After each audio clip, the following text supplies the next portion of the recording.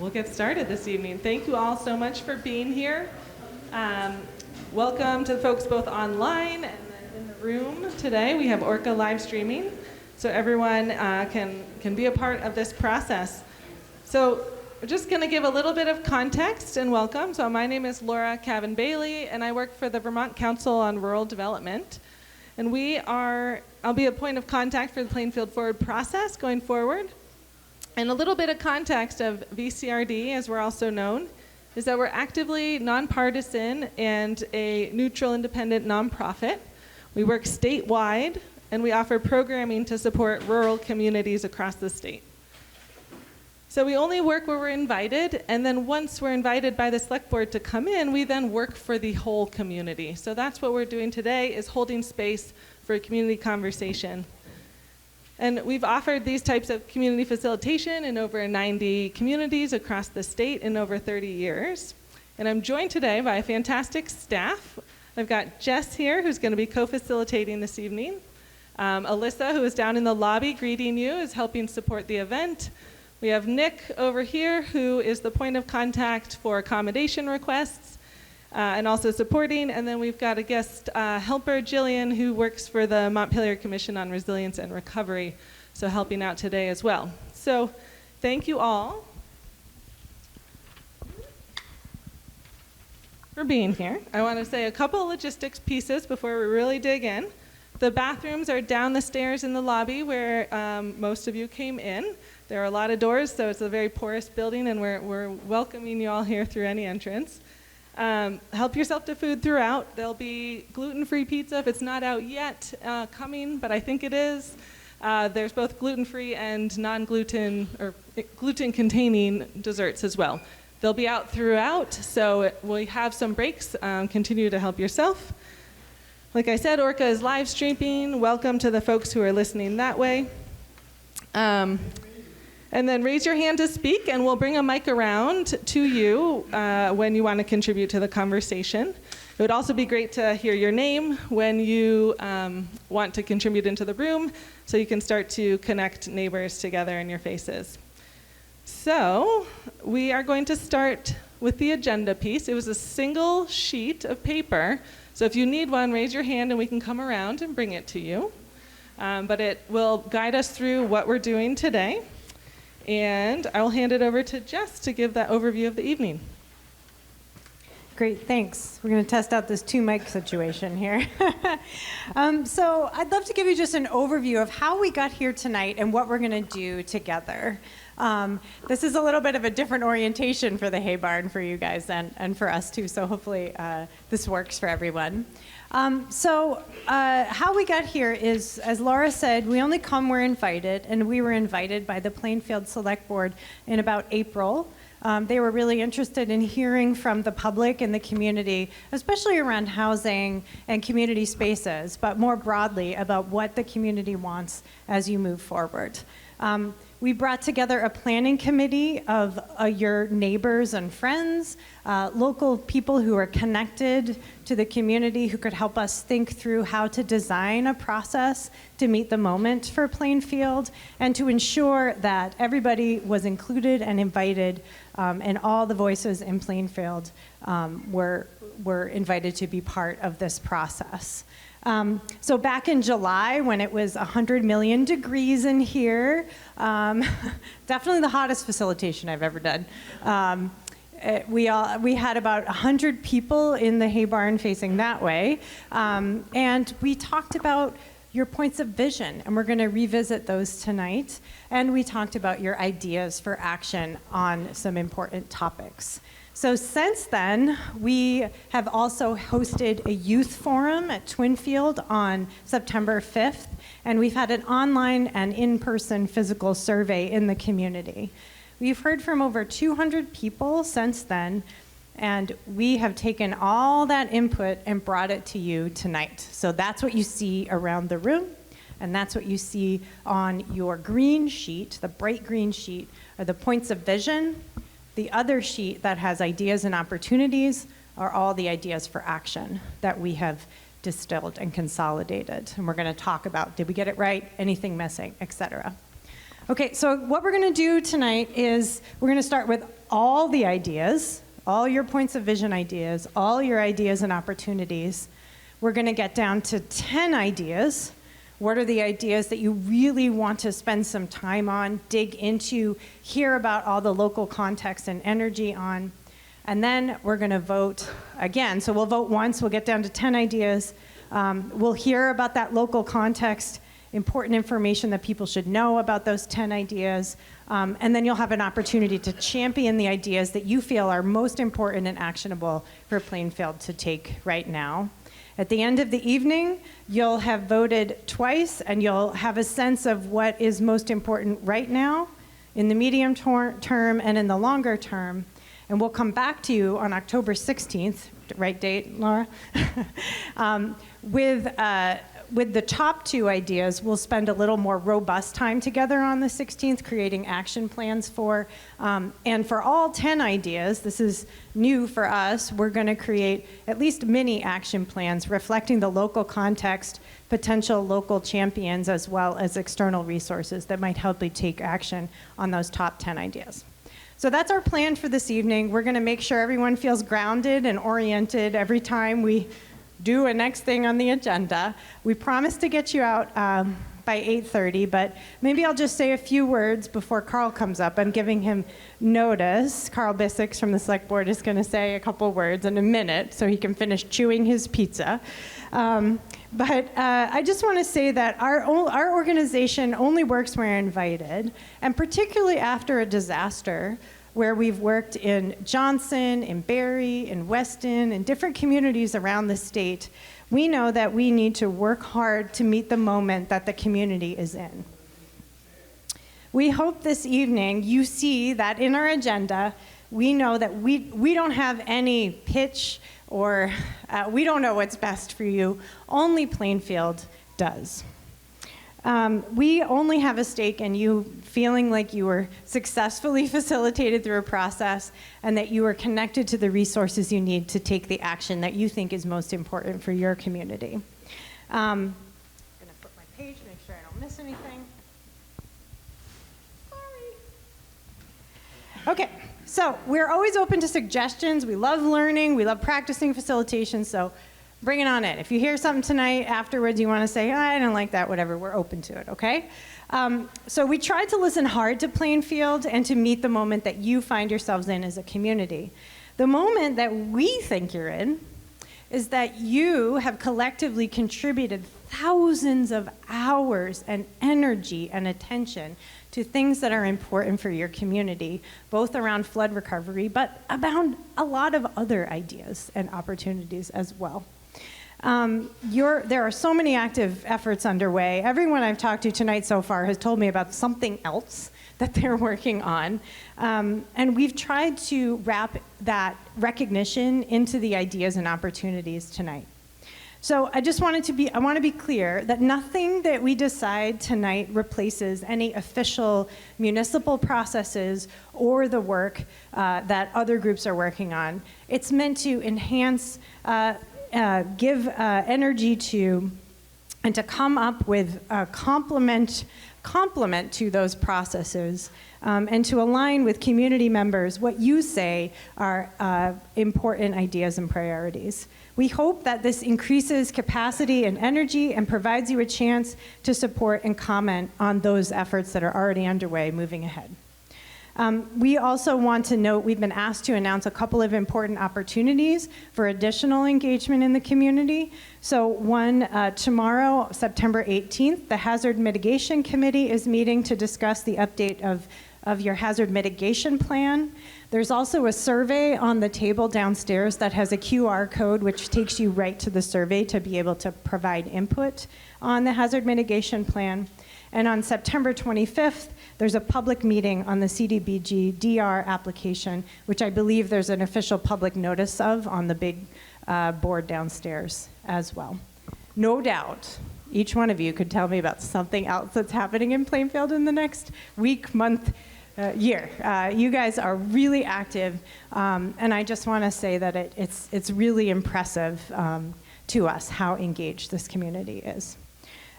So again, the goal for tonight is to review all these action ideas, to make sure we got it right, give some shape to them, and then prioritize what both the community and or the municipality could do moving ahead to take Plainfield forward. Laura, did I miss anything? I think you noted that nothing is going away off of the 24 list above, and it's going to create a lens and kind of a ranked prioritization process for all of these ideas that came from what we heard from the community. Right, nothing's lost. In fact, we're going to give you at the end of this a report that contains all 24 ideas, any additional ideas you may come up with today.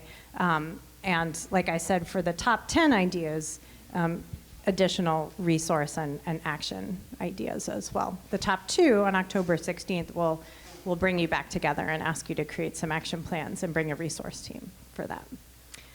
Okay, with that, Carl, did you finish chewing? Would you like to come up and say a few words? That's you. Yes, would you come up here?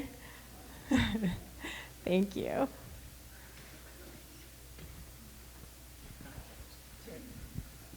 I'm not going to say much. I wasn't expecting to speak, actually. But that's okay. The Select Board elected to bring these good folks to us because we feel it's important in this time of crisis and recovery to find a path forward that the majority of the population in our town wants. And this is a process that's been proven to result in those solutions. So I ask you all to, well, first thank you for being here, and then ask you all to keep an open mind and consider what ideas have been presented so far, and so we can zero in on what the most critical items are. That's all I have to say, I guess. Thanks, Carl. You did great. For somebody who didn't know he was going to speak, thanks, Carl. Yeah, thank you. And so in that vein, we're going to look along at the points of vision that we heard from you all. So if you have the green sheet, if you need a copy of the green sheet, raise your hand and Alyssa can hand it out. But it looks like most everyone grabbed one. So when we met with the planning committee at the beginning of this process and asked, would it be helpful to include kind of this big picture visioning? What does Plainfield look like in the future? They agreed that it would be helpful to create a lens and kind of a process that the community is involved with that creates that picture, looking out 20 years, 30 years. What is the place that Plainfield is?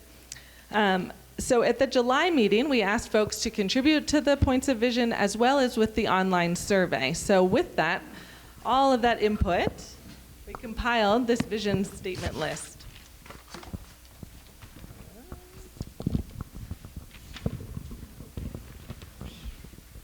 All right. So to ground us today, we're going to read through these. It's called a community read. So raise your hand to read them when we're about to get there. And it's a chance for you all to vote on what feels right for you, what resonates for you. Some of these could be true today, and some are very aspirational of where you want to go in the future. You can check as many boxes as you'd like, and then the process is really the majority of people voting for one that gets included in the report and creates kind of an overarching starting point and vision for the rest of this process. So with that, we will jump in and do the community read. You can check as we go, or we'll give you another minute at the end to kind of go back through and vote on the ones that you agree with and that resonate with you. So if you're willing to do a community read of about 4 of the items at a time, and we'll get through the list quickly. There were little pencils. If you need a pencil, raise your hand so you can vote while we're going through these here. So we'll get those distributed.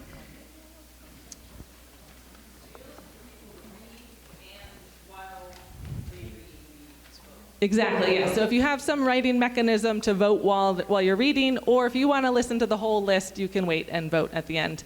We will be collecting these pieces of paper. For folks on the live stream, we have a tab at the top of the Plainfield Forward page that has Vision Survey. So you can, it's live, you can click on that and it'll be the same list as we read through it here. The list will also be shared and open until October 1st with the rest of the participants of the process or anyone else that you want to share it with in your community to vote on. All right, so does everyone have a pencil or a pen? It looks like we're ready to go. And now, who would like to read the first 4 items? Raise your hand and we'll come around with the mic. Right. Oh, well. Community members envision a future Plainfield that remains a small town with places and activities where people can come to connect, that is friendly, inclusive, and welcoming to people of all backgrounds, ethnicities, socioeconomic statuses, and gender identity and sexual orientations, that welcomes new ideas and opportunities, and where people dance and celebrate together. Great, thank you. The next reader, for the next 4. You don't have to agree with them to read them. You're just voicing it into the room. All right. Oh, okay. So where everyone shows up, engages, and gets things done, where youth are engaged and have vibrant community spaces together, that values the past and acknowledges residents that have been in Plainfield for many generations, that is an example for other rural communities showing how the power of coming together, or showing the power of coming together after a major disaster. Great, thank you. There was a hand up here. Okay. Here's the mic. Oh, thank you. That keeps our rural character by preserving wild spaces and natural areas. That is a quiet town, respectful of people's privacy and interests. That is pedestrian friendly, where people of all ages can move around safely in the village and town, with accessible multi-generational gatherings that bring people together and strengthen relationships. And I think there's just, oh, there are many more. Okay. Yeah.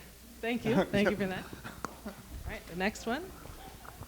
Mary Niebling, where people come from out of town for both outdoor and indoor activities. With a vibrant, beautiful town center with successful village businesses where people can walk around and see each other. With public green spaces and access to the river. I think that's 4. No? One more. Where people from the village, the hills, and the campus feel like they are connected and part of one funky, fun, cohesive community with a shared identity. Thank you. The next reader. Over there, Jillian. Jillian right there in the back. Thank you. Yep, Karen Hatcher. Where the Great Brook flows freely in its natural state and infrastructure has been safely moved and reconnected. That balances the need for housing with the preservation of our natural resources. Where everyone has a safe, comfortable, energy-efficient home. That is affordable for a wide range of classes of people, including youth and seniors. Right. Next reader. Raise your hand and we'll come around. Right.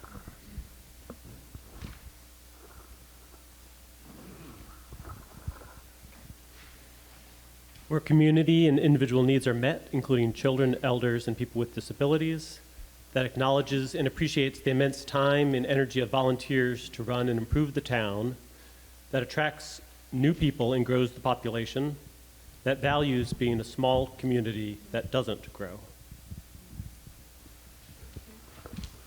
Right, with the hat. Where did we leave off?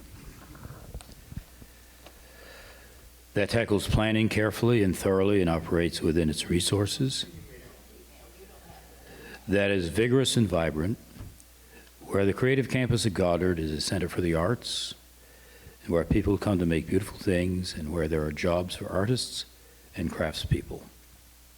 All right, one more reader. There's 5 left.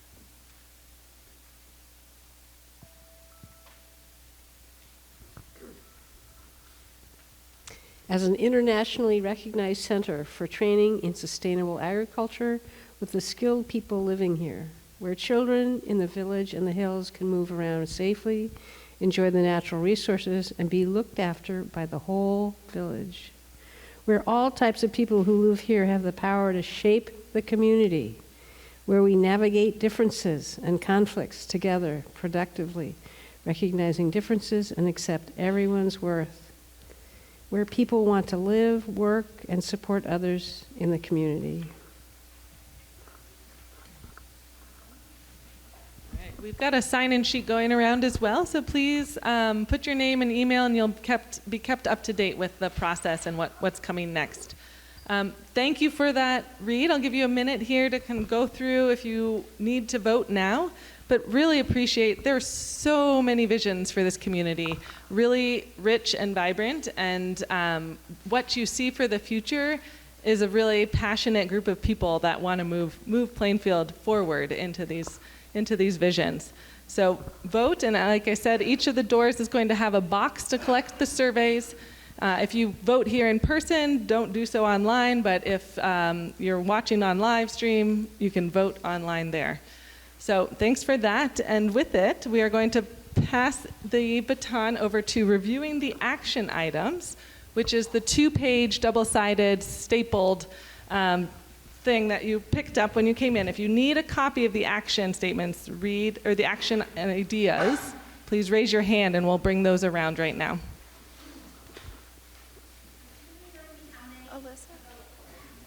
We'll get there, yep. On the vision. Oh, on the vision. Yeah, sorry. The vision, check as many boxes that resonate with you. So you can vote for all of them if you want. There are a couple that are contradictory, so you might not want to vote for all of them.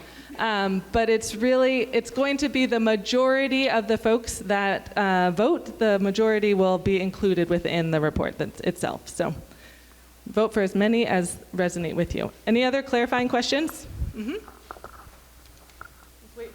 Wait for a mic, please.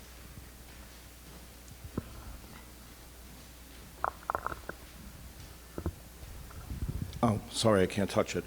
Philip Parisi, I would like to know how you came up with the sequence of these points, because what's glaring to me is that arts is the last, and arts always seems to be the last. So I really would like to know how you came up with that.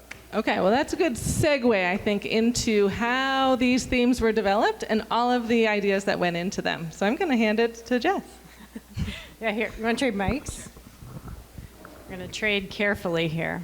Great. So while folks are finishing up your points of vision voting, I'm just going to orient us to where we are in the agenda. So we just took a minute to stand up high on the balcony, look ahead into the future of Plainfield, and decide what are the vision statements that resonate with you. Okay? And then we're going to come back into the present moment, and we're going to start looking at all the ideas that the community has had for action that you could take right now as a community. I'm just noticing people are still wrapping up voting. I'm talking slowly so you can do that, okay? Does everybody have the ideas and opportunities 2-page sheet? Yeah? Okay. So we're going to spend some time here reviewing those action ideas, and I'm not ignoring your question, I promise. These action ideas reflect what we heard from over 200 Plainfield residents. They are in no particular order. We tried our best to distill all that information and reflect as accurately as possible a consolidated list of ideas for action. The reason that each of these ideas are separated in our mind is based in what we think a group could take on reasonably and have a reasonable expectation that they could be successful in taking that on. So not too big, not too small either. But again, you know what's best for Plainfield. So what we're going to do now is we're going to spend some time, I will take questions in just a minute, We're going to spend some time now doing what we just did with the points of vision. A community read, while it takes time, ensures that everybody has a chance to slow down and absorb all of the ideas contained in the titles you see around the room.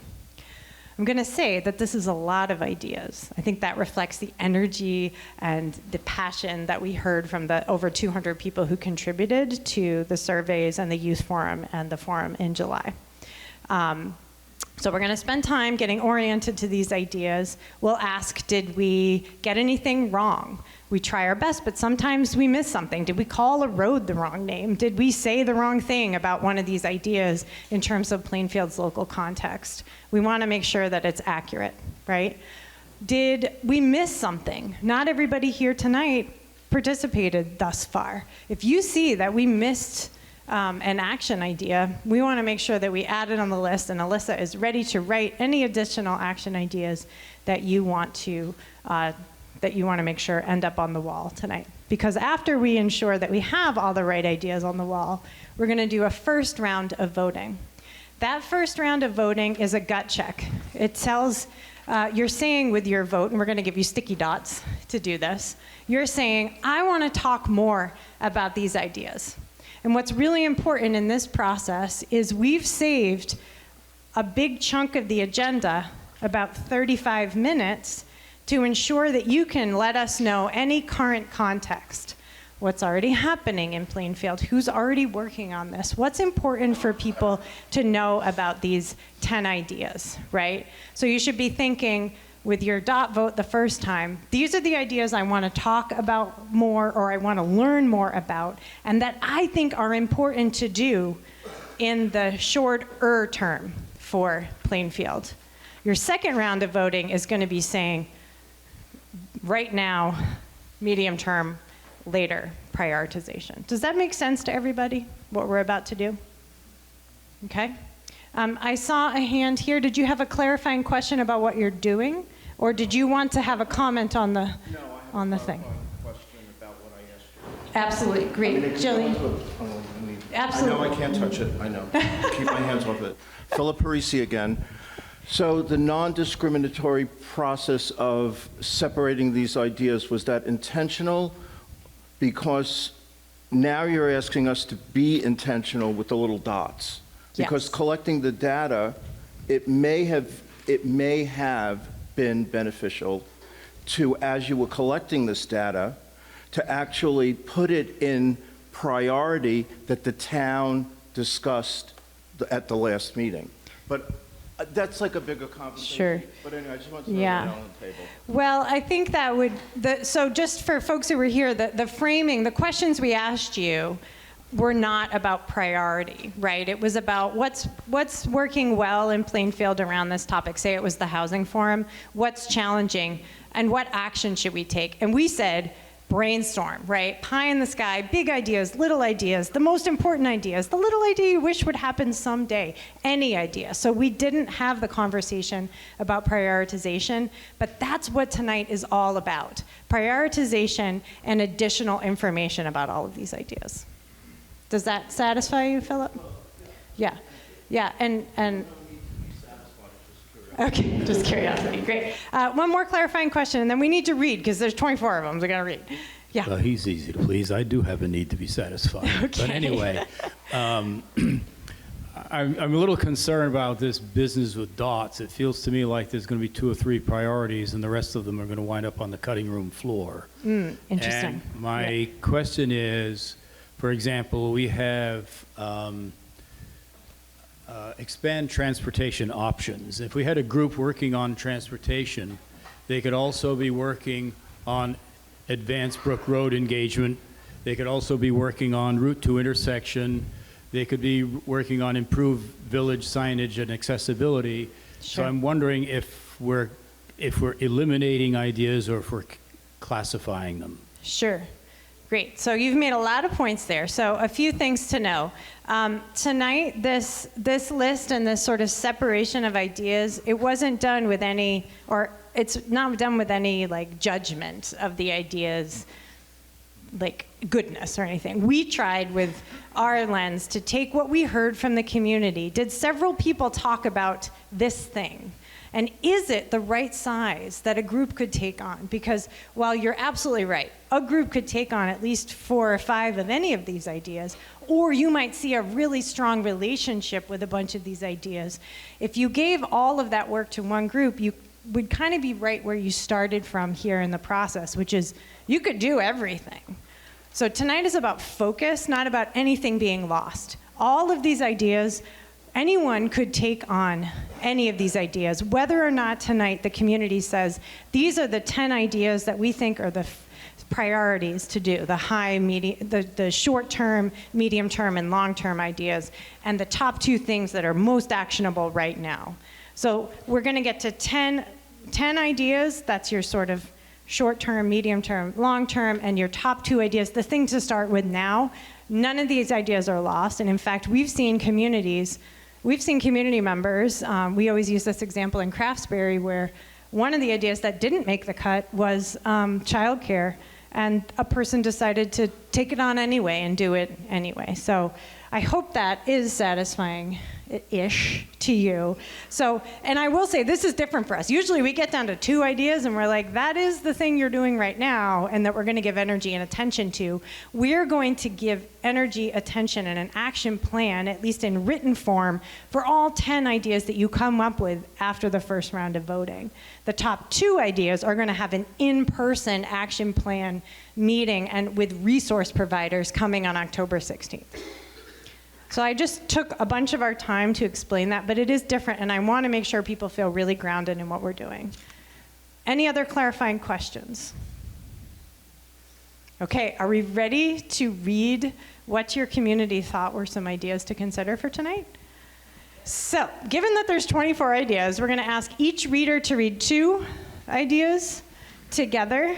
The other thing you should know, we're experimenting with some lettering here. There's no order of this. It's just so in future rounds of voting, when we get down to 10 ideas, it's easy for you to follow along on your sheet. With so many ideas, we are trying to give you like, oh, look at idea B and idea D, as opposed to like any kind of 1, 2, 3, or 4. Does that make sense?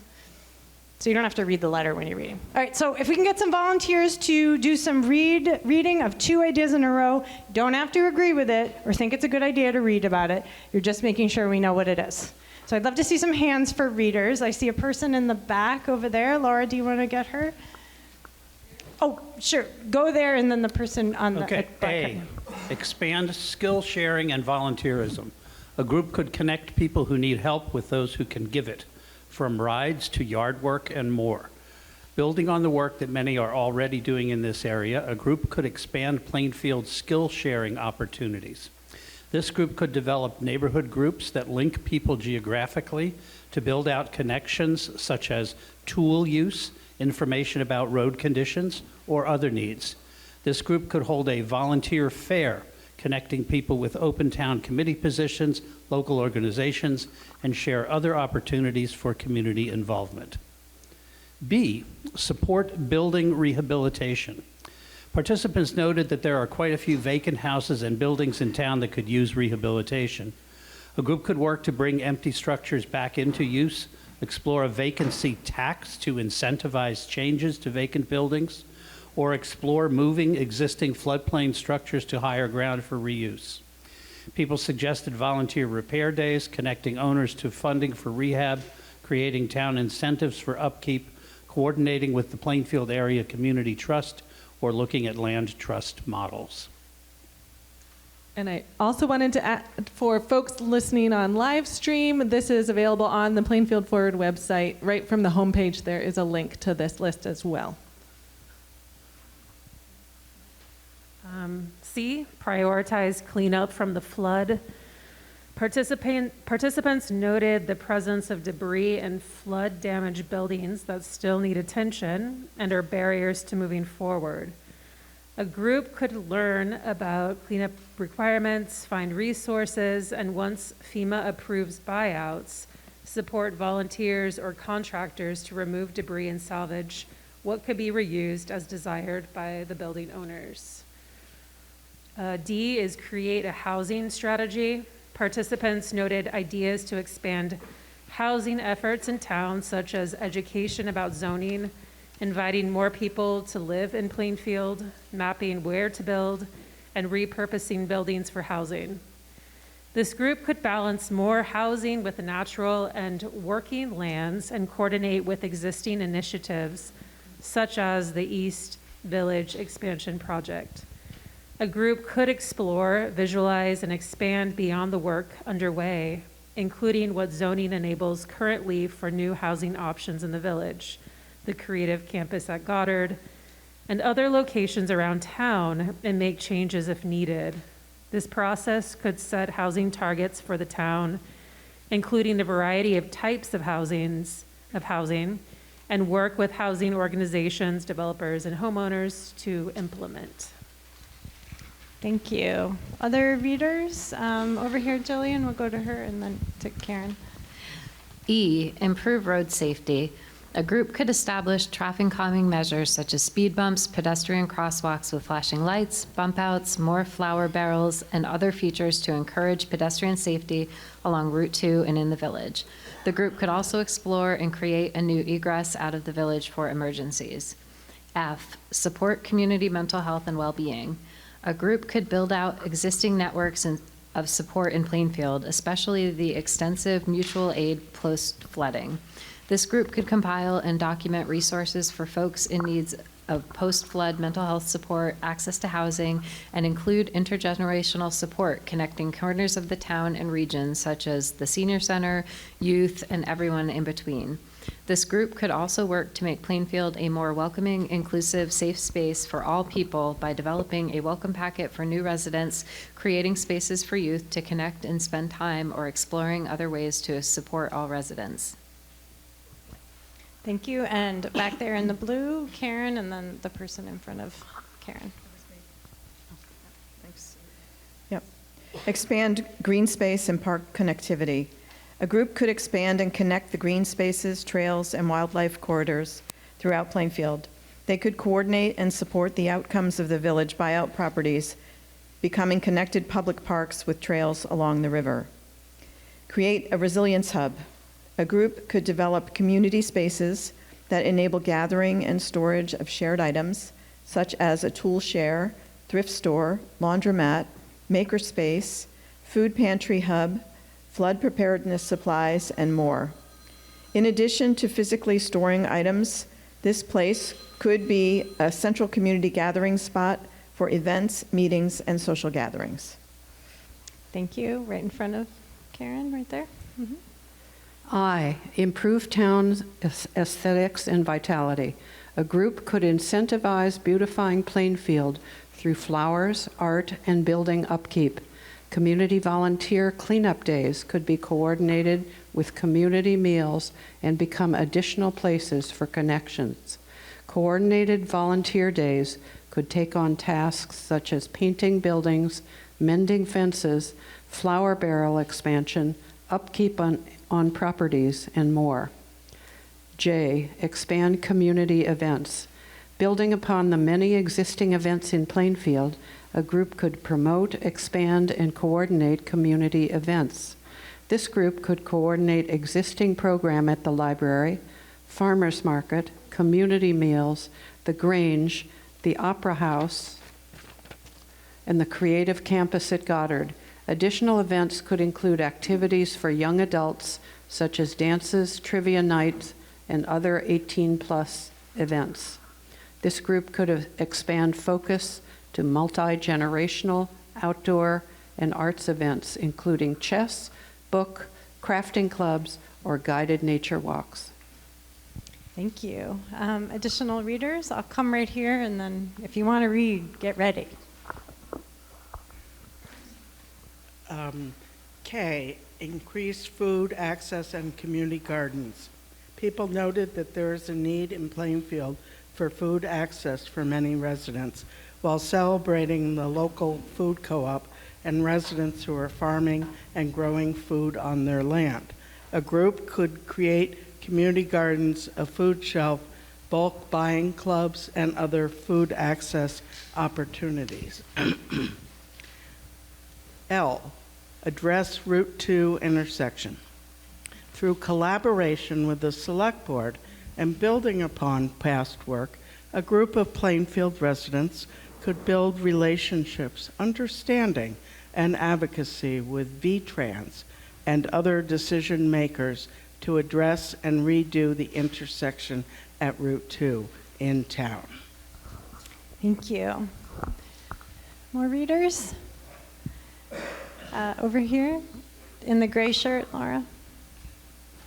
Thank you.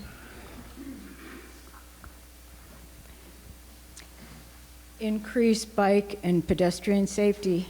Participants noted that there is a lack of safe and connected bike and walking routes throughout town. A group could plan and create more connected paths, trails, and sidewalks along Route 2 and between points of interest such as the Creative Campus at Goddard, the Food Co-op, the Community Health Center, the library, Twinfield Union School, and other locations. A regional asset to coordinate with is the Cross Vermont Trail that goes through Plainfield and could explore private land trail networks for public use, similar to trail networks that exist in East Montpelier and Calais. Expand housing opportunities. Cooperative housing, condos, accessory dwelling units, home shares, and housing trusts were all mentioned as ways to create more homes for new and existing residents. A group could add capacity to the town-appointed East Village Expansion Advisory Committee in their research to date on housing ownership models. This group could continue to expand these ideas and share opportunities with developers, homeowners, and housing organizations with a town-wide lens. Thank you. I think there is a person right here. Thanks, Jillian. O, increase business support and vitality. A group could support and attract businesses to the village center and throughout Plainfield. Efforts to advertise the village along Route 2 could bring people into the village. Additional support could be organized to promote and showcase in-home businesses throughout Plainfield and encourage efforts such as art galleries of local artists, a laundromat, cafe, music venue, co-working spaces, various food options, food-focused venues, and more. Workshops in collaboration with the high school or other job training entities could encourage young folks to pursue local jobs and support the region. P, increase town staffing and capacity. Participants noted the high quality of the town staff while recognizing that there is a huge demand on the town's time and capacity to manage projects and pursue additional grants. A group could support and find resources to hire additional town staff, such as project managers, grant writers, planners, or other staff in partnership with the Select Board. Shared staff positions could be explored through the Regional Planning Commission or with neighboring towns. Thank you. Getting close. You're doing great. More volunteers to read? Up here? They're both running to you. I could go. Thank you. Improve outdoor gathering spaces. A group could expand parks that include trails to bike, walk, and view nature, and outdoor gathering places for community gardens, growing medicinal plants, and more. This group could also add benches on Main Street or along the rivers, shaded picnic tables, natural play areas, or a small stage for local performances. The group could improve the recreation field with lighting, equipment, and activities like concerts or movie nights, and create a new floodable park facilities. We don't want floodable park facilities. In flood-prone areas to be able to have facilities. Oh, no, I think that's right. Floodable? Yeah, that you can flood it and it'll be okay. Okay. That's how I read it. Maybe it's a typo. We'll find out. Advanced Brick Road engagement. The current engineering study of Brick Road is underway with plans for community involvement. Community participation and review of options will be critical in determining the path forward for the rebuilding or relocation of Brick Road. A group could ensure robust community engagement in that process as appropriate during the study. S. Are we doing two? We did two. Two's great. Thank you so much. Other volunteers to read? Oh, okay. Thank you, Lauren. Okay. Support families, children, and youth. Childcare, youth training, youth job opportunities, and volunteer opportunities were all mentioned as gaps in town by participants. A group could explore ways to support parents and caregivers, expand childcare options in town, and increase youth participation in events and volunteering. This group could also look into expanding and enhancing youth spaces around town. Possibilities include an indoor gym, basketball court, remote control car track, and more. Improve village signage and accessibility. Participants noted that signage would help people know what is available in the community, and that there are many community assets that need to be made more accessible, including expanding parking options. A group could create a wayfinding and signage plan for the village and more options for parking at the library, opera house, and other community locations. This group could also look into ways to provide air filtration and air conditioning in public spaces. Thank you. And I think we got a volunteer in the pink shirt behind you. Yeah. Thank you. U, improve river access. A group could open up safe, easy ways to get to the rivers for swimming, boating, and fishing. People suggested clearing brush, improving riverbank paths, adding simple benches, and creating a river map with public access points. The group could partner with local landowners, organize river cleanup days, and connect river access points to trails and the recreation fields. Strengthen the creative campus/town connection. Participants had many ideas about what could happen at the creative campus at Goddard, including senior housing and housing in general, arts events, and other spaces. A group could strengthen the relationship with the owner and staff at the creative campus to explore and inform what happens there and provide connections to town activities and needs. Thank you. Sorry, I'm just dropping things. Last volunteer, last two ideas. Over here in the gray shirt, thank you. W, expand transportation options. A group could develop a local ride-share board to connect people taking short trips and those in need of rides. They could also launch a small local shuttle to connect people to the library, post office, co-op, and other important stops. Community members imagined a fun, painted vehicle with volunteer drivers, scheduled runs on certain days, or on-demand and special event service. Finally, X, expand the arts and creative economy. Participants noted the arts culture is strong in Plainfield, and a group could explore ways for Plainfield artists to be featured in art galleries and displays, shared studio spaces, and to further strengthen the creative campus at Goddard and Plainfield as a draw for visitors to the community. This group could explore ways to make Plainfield a workforce center for craftspeople and artists. Local outdoor art could also be incorporated throughout the village to entice folks to explore around town. Thank you. Excellent job, everybody. Great job. So I noted that this was our best effort to consolidate and reflect all of the ideas we heard. I was particularly pleased to note in the Support Families, Children, and Youth, some of the Youth Forum infused ideas showed up, which was, I hadn't read that one until right now, so I love that. But we don't always get it right? So we want to hear from you. Are there any mistakes or corrections in any of the paragraphs that we just read that you feel are important to note?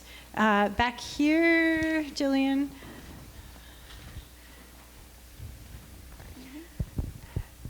And I just want to, before you say anything, Ray, I just want to note, we are going to have about 35 minutes later to get context on on the 10 ideas that we land with after the first round of voting. But please, any mistakes or corrections to any of these ideas? Yeah, I think it's not so much a mistake as a clarification with the Resilience Hub concept. That concept is really about combining several of these, so expanding skill sharing and volunteerism, mental health, expand community events, food access and community gardens, increase town capacity and staffing, support families and youth, and strengthen the creative campus connection. The Resilience Hub is not about a one location. It is about building a network of all of the spaces and efforts that can be for short or long-term resilience planning. So like the community center, like the creative campus, like the church, and actually having a network of these groups so that we are cross-collaborating, going together on fundraising opportunities, and not having just standalone projects. And while I totally understand like the need for parceling these out in small pieces, I also look at this and think of, this is a small town with like our volunteer capacity is so limited. The idea of the Resilience Hub is to band together the efforts that are going on, so we're not continuing to try to be like, oh, like here's this group and who are gonna be the 5 volunteers who are gonna do this, but actually creating a funded structure that's connected to the existing nonprofits in town to build a Resilience Hubs type structure here in Plainfield. So I just wanted to offer that clarification because the description is not accurate. The description is actually accumulation of several of the ideas that are there. Thank you. Sure. So just to make sure we capture that correctly, we can ensure in the notes anyway that the context, and I'm looking to Alyssa to make sure that you noted the ideas that touch on the concept of a resilience hub. You can see in a lot of these paragraphs there's cross-pollination and connection. And when we get to the context for the top 10 ideas, Ray, I'd appreciate if you could let people know which of those 10 ideas feel also connected to that concept. So any other mistakes or corrections to note right next to you there, Jillian? Oh, I don't have a correction. It's just that your agenda sheet is sitting in front of one of the posts. Oh my gosh. If you move it to the right, then we can all see that one. Okay, thank you. I'll move it. Maybe. I feel like I'm going to knock it over because I have too many things in my hand. Jillian's going to do it. Okay. See? You can't do it with a microphone in your hand. Okay. Any other mistakes or corrections? Nick, do you have a hand from online? There's a question with regards to that increased accessibility is weirdly paired and kind of hidden under improved signage in item T. What's the question? I'm sorry. That the increased accessibility is kind of weirdly paired and kind of hidden under improved signage in that item. I see. Yep. I'll ask for some clarification at this Yeah, stage. so maybe they're noting that those two things are standalone? Let me ask. Okay, so maybe this would help. What I also want to know is, did we miss anything? We're going to come right to you in a second. So think about any mistakes, corrections, or ideas that really feel like, oh, I don't see that idea up here, and I think it's important to make sure it's on the list. We have a person up here in the tie-dye. Jillian's going to come to you. Yeah, I can. Thank you, Alicia Weiss. I was going to speak to the same item. Sure. The way that accessibility is folded in with village signage and wayfinding could imply that access means can you get to it. The original proposal was about accessibility for people with disabilities, different abilities, however you want to describe it. And that's really a separate issue. We have many places that function well, or at least adequately. I'll talk about the Mill Street Park, the rec center, could be improved, but for able-bodied people, but from which people with mobility impairments and other types of impairments are completely excluded. Okay. So what I'm hearing you say, Alicia, is a new idea, an additional idea where you could see it as sort of taking accessibility out and saying improve accessibility as its own idea. I think we can keep this in the title, but maybe we'll say improve accessibility as a standalone idea. Do you think that's what the person online is also looking for? Okay. We're going to clarify, but for now, I think improve accessibility as a new idea. Thank you, Alyssa. Sorry, Alicia and Alyssa. There's follow-up. Yes, go ahead, Nick. Dawn says, personally, I think other accessibility issues like the need for ramps, lifts, etc. should be added. Okay. Signage sounds nice, but a different issue. And Great. reiterates what Alicia said. Great. Okay, so John, if you're watching online, we're going to add that as a new idea. Any other ideas feel missing to folks? Do you have your hand, Christy, or are you just thinking? Again, yes? Yeah, different comment. Frances Rose says that all the letters to do with housing could be combined in her view. Okay. So no doubt there are, so this is new for us to try a step 2 with any kind of hybrid feedback. So we're doing all kinds of new stuff tonight.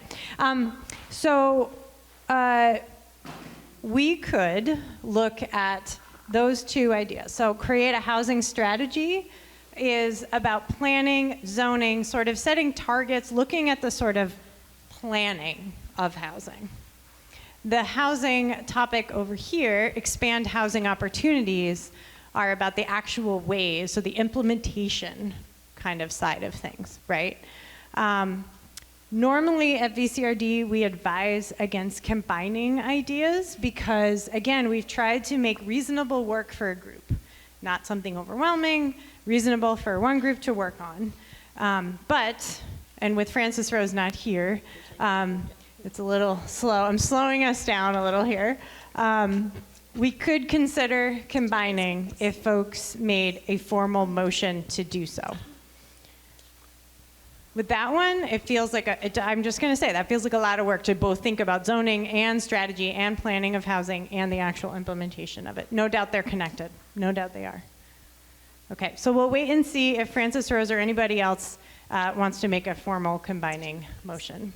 In the meantime, anything else missing up here, Laura? And then in the back, I think I saw a hand too. Jillian, if you want to keep moving back there, we'll get there in a minute.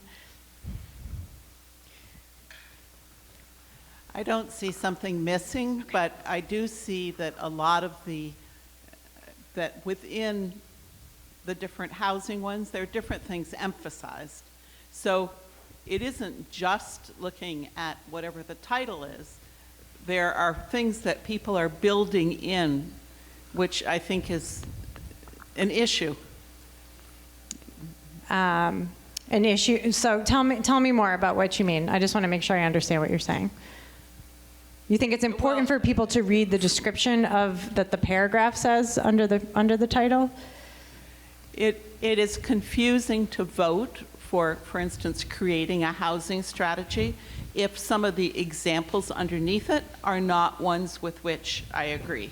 Sure. There are many examples embedded into each one, not just the housing ones, Sure. but the other ones. Sure. So that has been an issue sometimes, that people take whatever we vote for and think that it includes whatever is in their head. Sure. And I think it's better to have a general topic Yeah. rather than saying we're voting for all the specifics underneath the topic. Sure. So I just want to note that that's why we do this community read, to make sure we didn't get anything wrong. And to note that whatever is prioritized tonight, you get to decide. The people who show up and volunteer for these priorities get to really decide what actions to take. In fact, that's what we're going to do on October 16th. We're going to say, okay, here's what we said expand transportation options are, if that was one that got prioritized. We'll read the description and we'll say any clarifying questions, context, things you want to talk about. And if there are some disagreements about what's in that paragraph, again, I'm not hearing you say a correction. I'm hearing you say that, well, I might agree with the big idea. Some of the sub-ideas aren't my thing. That group gets to decide how you would figure out what the thing is that group wants to do. What's your vision? How are you going to do the things? And you get to decide what the first things you're going to take on as a group. This happens all the time with these priorities, where the group that comes together and has energy gets to set the action plan for that priority. So I do agree with you in that we tried to title these under the as accurate of a bucket as possible, and that the details in the paragraph are, again, we're trying to reflect accurately what we heard from the community and consolidate like ideas together. It's not perfect though, so I hear you, but I'm not really hearing a mistake or correction there. I'm hearing more like a comment. We've got a bunch of hands, and we do need to get down to our first round of voting. So I'm going to take these 2 hands, and then we're going to do it, because all we're doing right now is saying, I want to talk more about these things, these 10 ideas. So why don't you go in the back to the person in the gray sweatshirt? I think that's Arian. Yeah, hi. I would follow up on Francis Rose's comment and move to consolidate the 2 housing things, because I do think the thought and the action of those in our small town are important to put together. Okay, so you're making a formal motion to combine them. So the process that we're going to use to recognize this motion is we're going to take time to read both of the paragraph descriptions. So we could say that a group was going to do both of those things. And then I'm going to call the question to the room. And I'm going to want to see a majority of people saying, yes, we want to combine these things. If we don't see an overwhelming majority, we're not going to combine them. So that's the process that we use. Does everybody understand what we're going to do? Okay, so I'm going to read the 2 housing strategy ones. So the proposal is to combine, create a housing strategy, and expand housing opportunities. So that would mean a group would both create a housing strategy that participants noted ideas to expand housing efforts in town, such as education about zoning, inviting more people to live in Plainfield, mapping where to build, and repurposing buildings for housing. This group could balance more housing with natural and working lands and coordinate with existing initiatives such as the East Village Expansion Project. A group could explore, visualize, and expand beyond the work already underway, including what zoning enables currently for new housing options in the village, the creative campus at Goddard, and other locations around town, and make changes if needed. This process could set housing targets for the town, including a variety of types of housing, and work with housing organizations, developers, and homeowners to implement. Now we're going to go to N, expand housing opportunities. So this group would also expand housing opportunities. Cooperative housing, condos, accessory dwelling units, ADUs, home shares, and housing trusts were all mentioned as ways to create more homes for new and existing residents. A group could add capacity to the town-appointed East Village Expansion Advisory Committee in their research to date on housing ownership models. This group could continue to expand these ideas and share opportunities with developers, homeowners, and housing organizations with a town-wide lens. So the motion is to combine those 2 things and say that a group is going to do both of those things. So I'm not ignoring your hand, but I just want to move us along into this actual motion here. So if you agree that, yes, those 2 things should be combined and taken on by one group, I'd love to see your hand.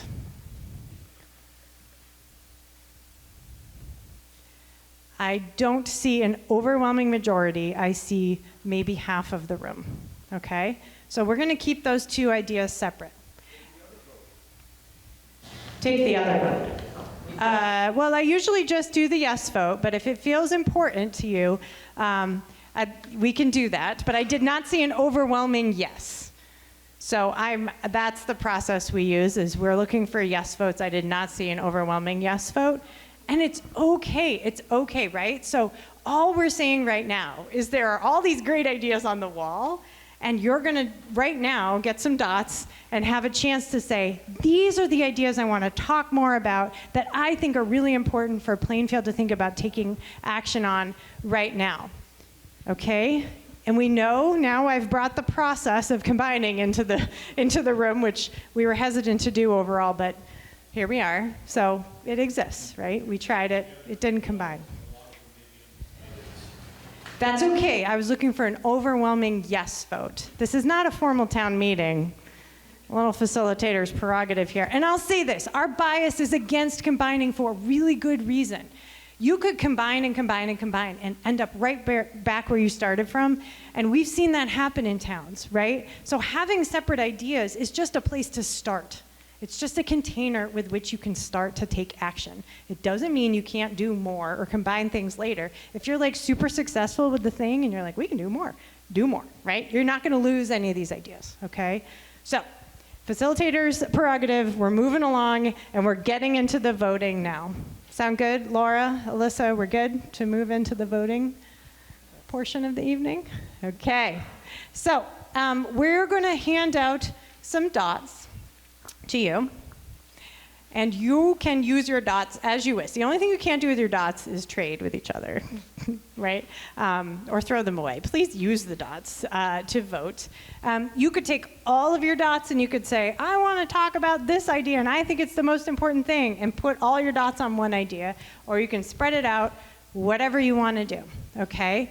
We tried to put the papers around as best we could. For those online, there's a tab on the website, and Nick's helping them find, or no, they're telling Nick where to put dots, right?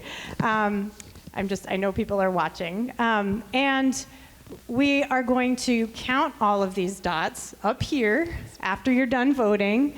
You can watch us, but you can't talk to us because we're counting, and we don't want to mess up the counting, okay?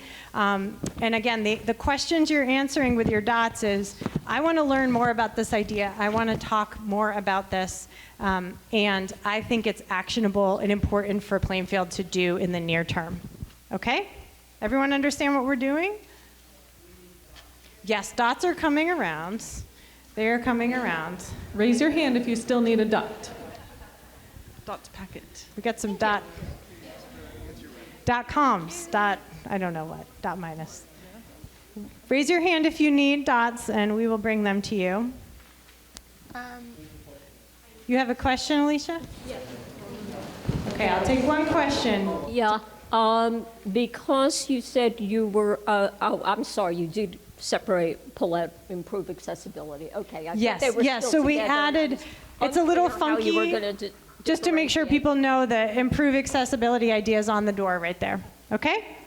All right, as soon as you're ready, you can start voting. Try to spread yourselves out, but make sure you have the opportunity to get to every idea, and we'll give you the heads up in a few minutes to wrap it up.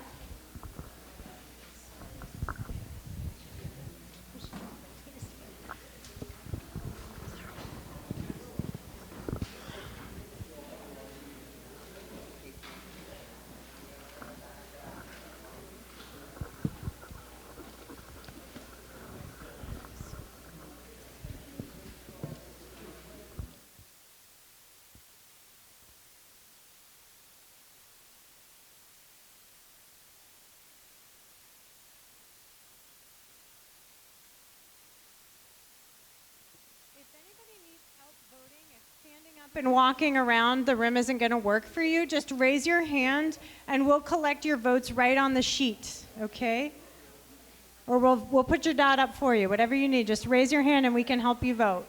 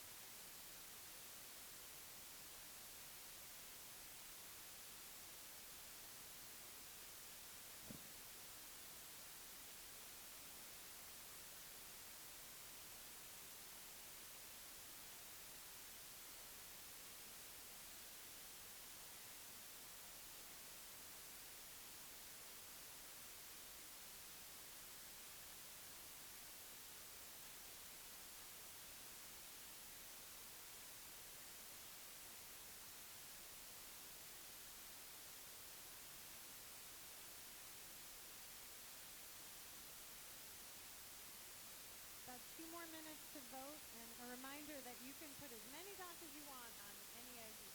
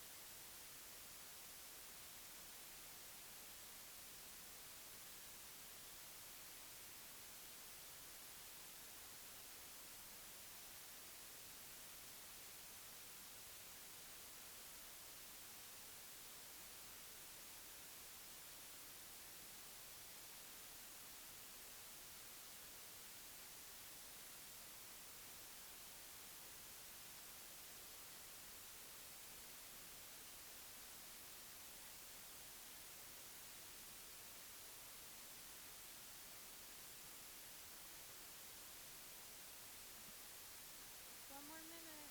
If you haven't had a chance to vote, you got to do it now.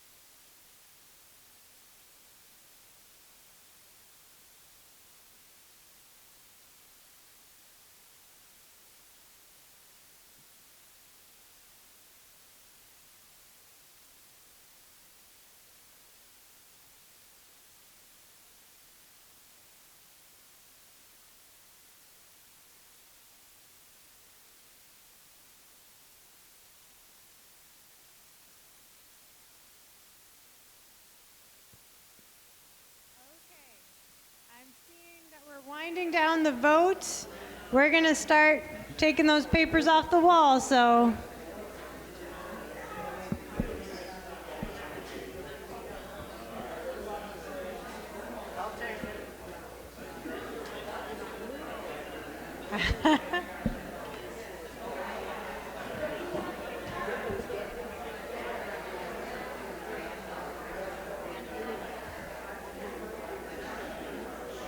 Okay, we've got the last few dots going up right now.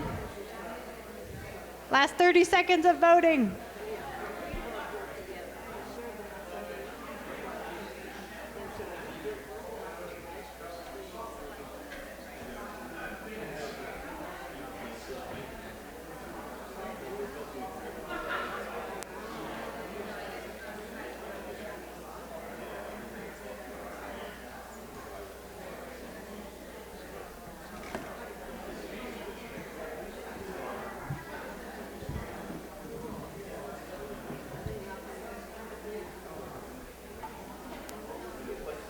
Okay, we're taking the papers down now.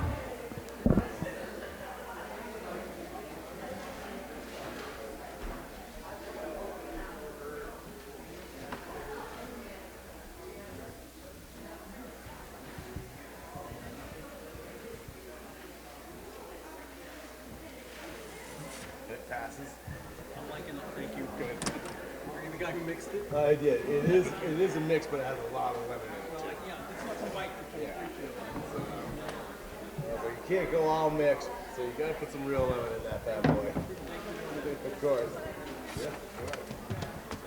Sorry for the confusion. I don't know why I thought you guys were starting downstairs, and we were like, where are they? We had the stuff in the tape. We just didn't like. Yeah, right. And then Chris is like, it's all upstairs. I'm like, oh no, I thought they started and then came up.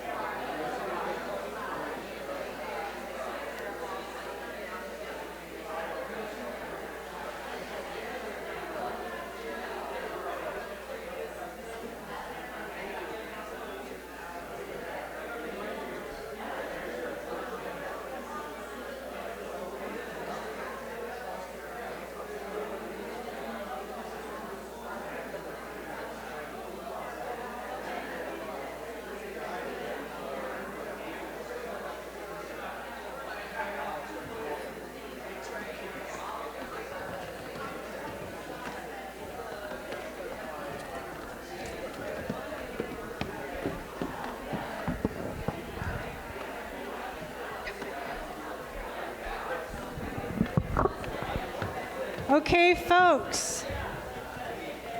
We're going to start again really soon here. The big reveal, your top 10 ideas for action are being revealed in front of the room as we speak. I hope that was a nice chit-chat break, bio break, snack break. Thanks for sticking with us. Laura's going to do this next part in a second, when she's ready. Do you want to go right? You want to start right from the beginning with the read off and everything? Okay. All right, so the ones that got the most votes, just starting in alphabetical order here so you can follow along with your sheet, is B, support building rehabilitation. D, create a housing strategy. H, create a resilience hub. L, address the Route 2 intersection. M, increase bike and pedestrian safety. N, expand housing opportunities. P, increase town staffing and capacity. R, advance the Brook Road engagement. V, strengthen the creative campus and town connection. And Y, improve accessibility. So the next portion of this evening is to get really quick context. Who's already working on these efforts? And we only have 2 minutes per item. But I also want to preface that there is a form that will be live after we update it, but after this evening until October 1st to also gather this information.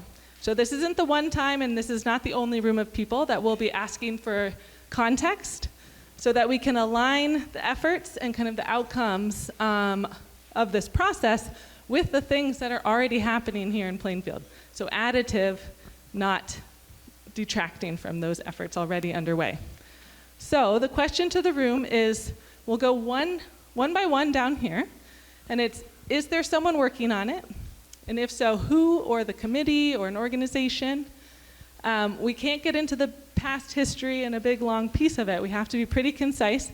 Alyssa is going to be taking detailed notes, so we'll have all that, and again, there will be opportunity to add additional context. So this is really a time to set the stage for the space today of what's happening now, and then after that portion, we'll turn it back to the room and ask you which one should we do, or which one should you do going forward. And that'll be a time where you can really advocate for one or the other. So that's not this time. This time is just providing what's happening already in your community around these topics. Just quick listing. So we're going to start here with support building rehabilitation. So if folks have any context of, is this happening in town? Are there individuals or are there entities that are working on this topic? And again, raise your hand and we'll come around with the mic. And if there isn't anything, that's itself context. Hold on, let's wait for the mic so everyone can hear.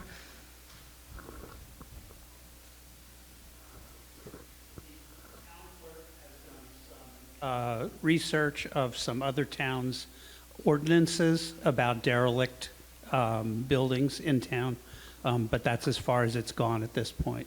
So, but Okay. There's interest in following that up on the select board, and so I know Bram has started looking at what other town ordinances are. Great, perfect context for this. Right here, Jillian. Wait for the mic and so everyone can hear. Hi. We should constitute a select board committee to address this issue and get volunteers, and I'm ready to go work on it. All right, sounds like you're sort of advocating for this one. We'll have space to do that, but it sounds like the select board is interested, or at least the current context is the town has looked into other town ordinances. Any other context here, and then the hat? There was briefly a housing committee that was very interested in this. So there were people in town who were trying to work on this, and it fell apart. Great. Point of clarification, if you create a housing strategy and also one of the winners is expanding housing opportunities, you may find those two groups are working at cross purposes. So again, I'd like to advocate combining under one umbrella. Okay, I think everyone's jumping right to what they want to see happen. We're just getting the context here. All right, noted, and we'll come back to that. Any other comments for rehabilitation? All right, we're going to move on to create a housing strategy. So what is happening right now in Plainfield? What's the current context of who's involved with housing?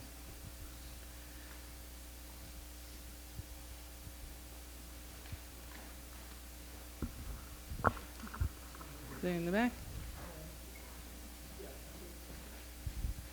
We have the East Village Expansion Advisory Committee working on the new neighborhood possibility. That's a known thing. Great. So I'll repeat that. The East Village Expansion Advisory Committee is working on housing, a housing project in town currently. And then, hold on. Yep, so everyone online can also hear and everyone in the room. All right. The town did vote to update its zoning after many, many years, and that included linking the Goddard campus with the village down below, which creates opportunities for things like joining sidewalks, et cetera. So the planning work and zoning work has been done to support things, but it hasn't gone further than that. Great. And over here? Nope. Okay, up front. The Planning Commission is also going to be beginning work to create a new town plan. So that is like, absent a specific one, that's sort of the default place for that. Okay. And timeline for that? I think they're just going to start this winter. Okay. Jillian here in the middle.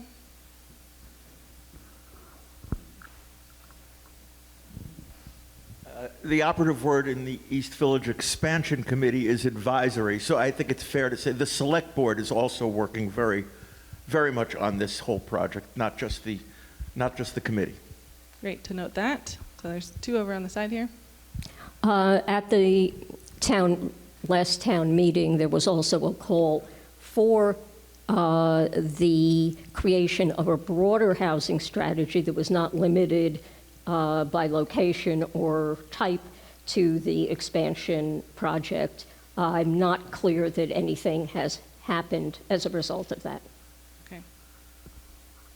So up front. I think this falls under housing strategy, but, and others I think are probably more versed than me, but we also voted to change our zoning already to facilitate more, the creation of more housing in Plainfield, changing our lot sizes to facilitate the creation of more housing in Plainfield. So I would say that's a strategy to create more housing in Plainfield. Great, that's in place now. Jillian back in the corner. Mike Davidson has purchased the Plainfield Inn and is submitting a CDBG-DR application for restoring that building. It's a $2 million request, and the submission will be available for viewing before the hearing. And Mike's also considering options for cottage-style houses on the campus. Other funds, but that's the talk. Okay, so here. And then Jillian, next in the back, but right here, Betsy, would you? That was basic, the same thing. Okay, so in the back. I just want to add the comment that while there are a number of things that are going on around town, around housing, quote, strategies, there is not a housing strategy. And that's the piece that's missing. Great. It was starting to get into advocacy for it, but I think, and also housing pieces here, expanding housing opportunities, there's some overlap inherently that we'll keep track of, and it will be in all of the notes. Okay, we're going to move on to H here, create a resilience hub. So understanding current context. Here comes the mic.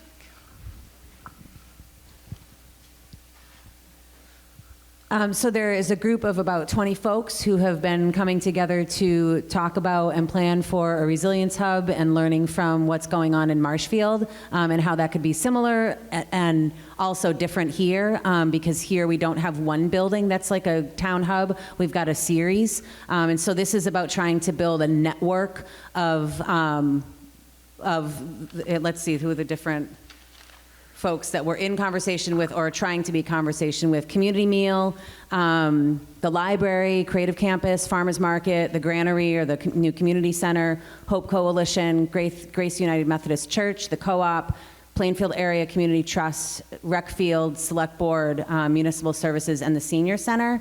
And so building a network of those groups. We have done a survey to see who in the community is interested in being a part of this, what skills that they bring and what capacity that they have, so that we're basing our work off of skills and capacity and then identifying where there's gaps.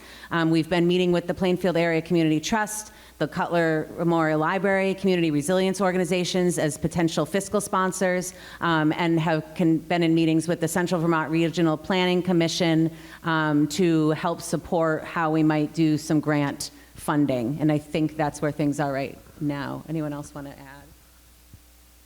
Great context. Other addition is the survey. Oh wait, and there's a vision that we've written. So I have about 20 copies. If anybody wants to see the vision for the Plainfield Resilience Hub, and you'll see how it actually includes a lot of the different touch points that have been brought up here in this process. Okay. We've got copies here if anyone wants. So there are copies here of that. And then Jillian up here in the front.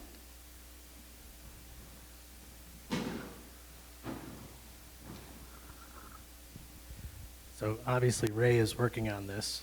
I'm not, but at the VCRCD Leadership Conference, there was a presentation about this type of organization, like in other locations in the region, and it reminded me of like projects that I had worked on a long time ago in creating the bike space free ride in Montpelier. That's a free bike space. That is sort of a more narrow type of thing where that type of organizing was happening everywhere around the country, because I was in Wisconsin and they were doing the same thing. And it's still going. You can go get a bike, but. Okay. So it's sort of some regional context of how things have been happening in a lot of places. Great. All right. We've got 10 more minutes, so we're going to move on. Address the Route 2 intersection. There's been stuff happening, I think, for decades on this one. Current context of where things stand now. Over here. The Select Board has been meeting with VTrans about the intersection since they came to us a number of months ago with a downsized, downscoped vision. One of the things that has resulted is VTrans sent out its traffic safety crew a couple of weeks ago and did a study of all the signage that exists from Maple Fields all the way up here to the intersection by the base of the hill here by front of Martin Manor, and gave us just yesterday a photographic series of photographs and suggestions of different signage that would be safer for that whole stretch of road. That is just one piece. They haven't gotten back to us yet with questions that we had that required some engineering work on their downsized vision for that intersection, and so we're still waiting to hear on that. But that's something that there's an active subcommittee of the Select Board, and it includes the road commissioner, and we've also kept our legislators informed, and Senator Perchlik was with us at our last meeting so. Okay, great. Additional context in the middle.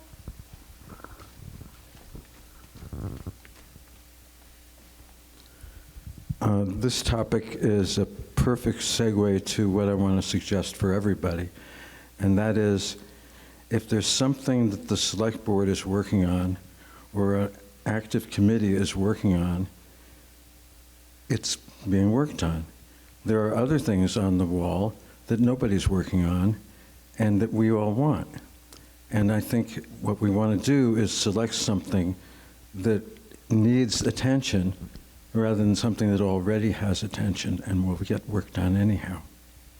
That's a great point, and we're jumping ahead a little bit, but in that context, people can stand up in the advocacy part of this, right after the context, and say, I'm working on this. We don't need extra support from community members, but we know it's a priority. So that piece of information can come up when people share out what they think would be the best ones to focus on instead. All right, so we're going to move quickly to increase bike and pedestrian safety. So current context, it's in conjunction with the intersection, but it sort of expands beyond that to the sidewalks and some of the other connectivity pieces in town.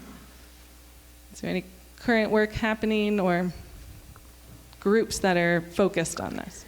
Yeah, I'll just introduce myself. I'm Rose Paul. I live in Plainfield, and I'm on the board of the Cross Vermont Trail Association. And the Cross Vermont Trail it has the capacity to do planning and trail building. And we've done a lot of thinking and know who all the landowning parcels are, you know, say from the co-op back to the village. And I think we've got a sort of a tentative agreement to have a friendly conversation with the Creative Campus.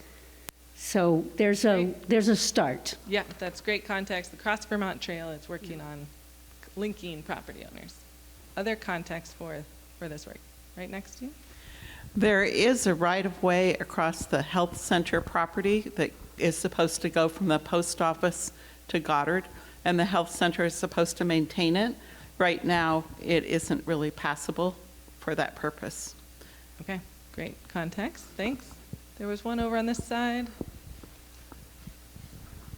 I just wanted to point out that there is a local chapter of the Vermont Mountain Bike Association called Riders in Plainfield and Marshfield, specifically for mountain bike, but it is part of this overall connected bike routes, et cetera, just as a potential resource for this. Great, so local chapter of the Vermont Mountain Bike Association. Other bike pedestrian context? All right. Oh, yep. Maybe this is advocacy, but you know, there have been a lot of efforts to do traffic calming in and around Route 2 and in the village. Many of you object to some of them, which are giant bump outs on Main Street and Mill Street. So Route 2, I think, was a part of, like, it seemed like traffic calming on Route 2 was a part of what I was reading in that description. But I want to say that ever since the flood, I live right in the village, and I'm noticing, because part of the village is just completely abandoned, the speed has been just increasing really intensely. So I do think this one. And to expand on, you said there are people working on some of the calming measures. Is there a group or an organized? No, I mean, it's just been piecemeal over time. Okay. That, like, that stretch that's having sidewalks has been a community effort. Yep. Great. Okay. Hold on one sec so we get the mic. Yeah, there's another little piece.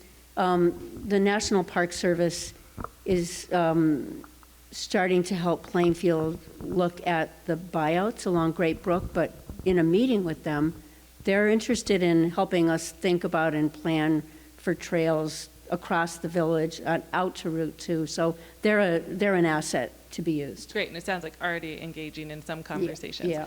And again, I want to remind everyone there is going to be this form available on the Plainfield Forward to add additional context. So, and for those folks listening online. So we're going to move on to N, expand housing opportunities.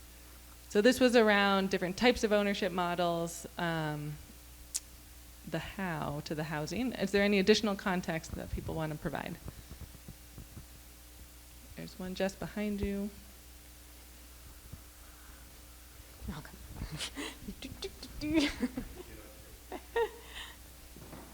I mean, this is kind of related. There was just a new home fair that was organized as part of Old Home Days.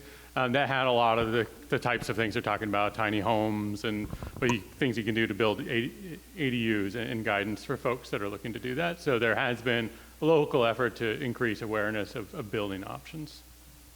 Great. Other context?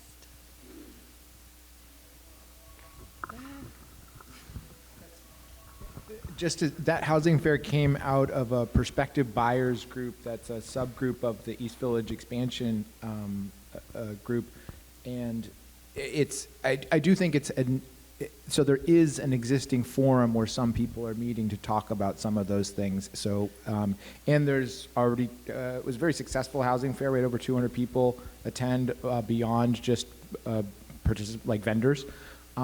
And so there's been a request to look at doing another one next year as we are trying to grow more housing in Plainfield, and that may happen. There's a group in place that may be there to do that again. Great. Perfect context providing there. Okay, we're going to move on to P, increase town staffing and capacity. So what is the current context?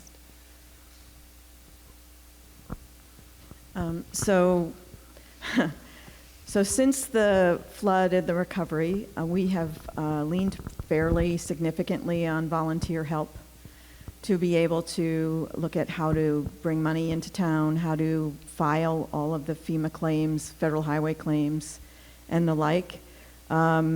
It's been more than a year. We can't sustain it. We have in front of us 5 to 10 years of projects that will need to be managed. Our current staffing isn't sufficient. Relying on volunteers isn't sufficient.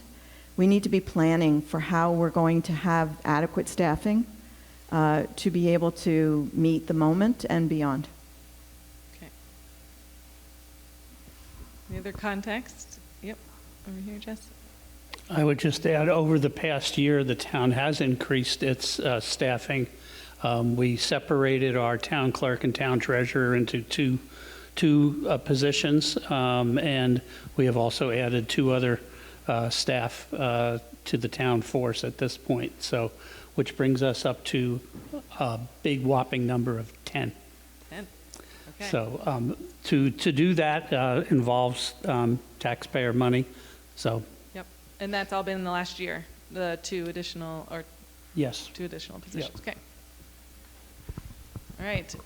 We're going to move on to R, advance the Brook Road engagement. The current context, there is an engineering study happening, but any additional context would be fantastic to hear at this point. Jess, up here.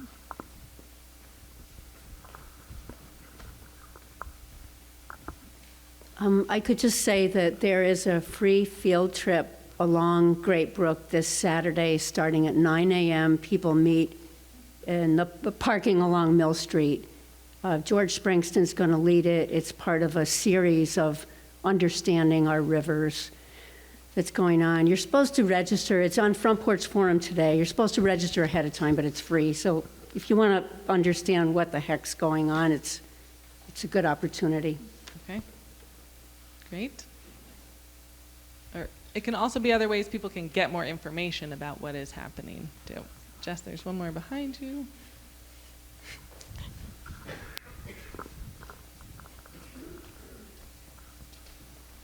I was looking to see if our road commissioner was going to raise his hand. We had a meeting just before coming here. The flood that washed out, 13 locations, bridges, culverts, washouts, et cetera, along the Brook Road. Each of those is a separate project under the Federal Highway Administration. And we are about to warn the first of the public input sessions. This will be for Mill Street Bridge and the first bridge along the Brook Road and the first washout along the Brook Road. So I think that'll be an agenda item at the next, the first select board meeting in October.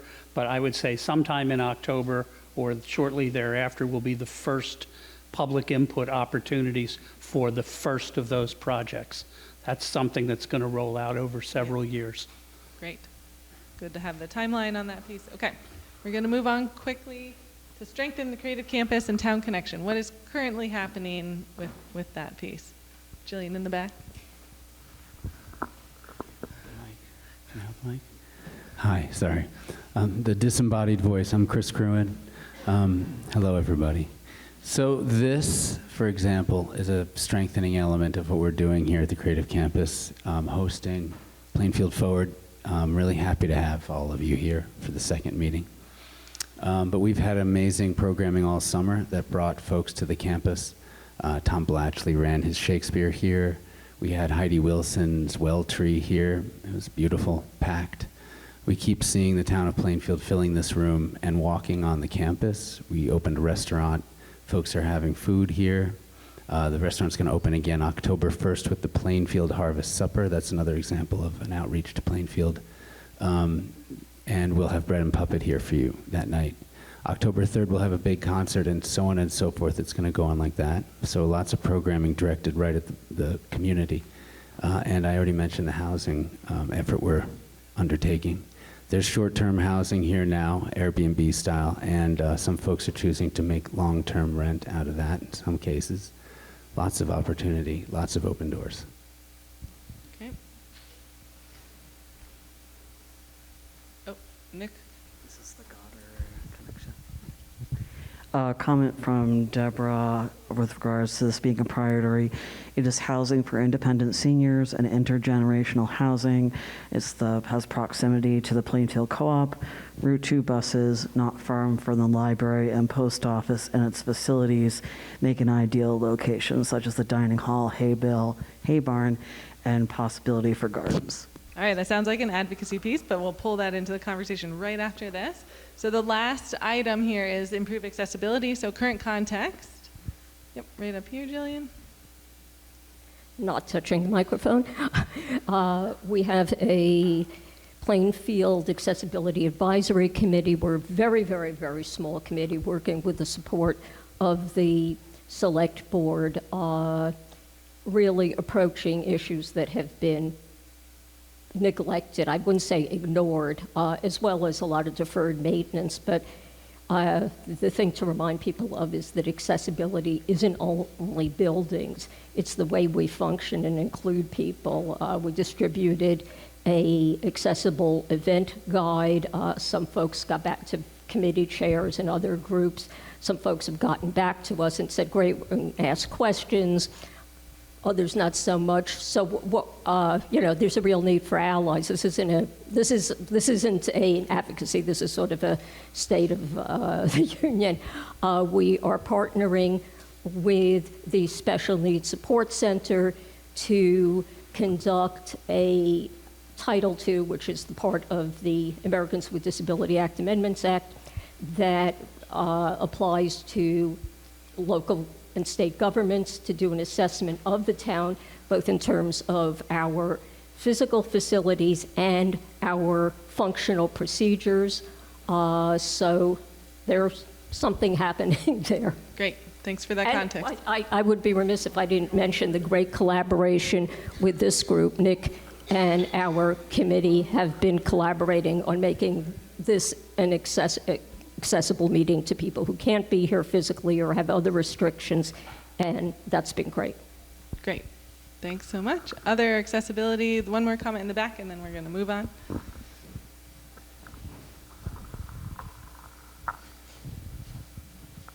Hi, I'm Dawn. I'm also on the Accessibility Committee with Alicia, and I just want to echo what she said, but also add on that we are a small committee, and many of us do have, there's only 3 of us, and have disabilities that limit our capacity, but also we are focused on town events, and a lot of things that happen in this community are not officially part of the town, and those also could maybe use a little boost.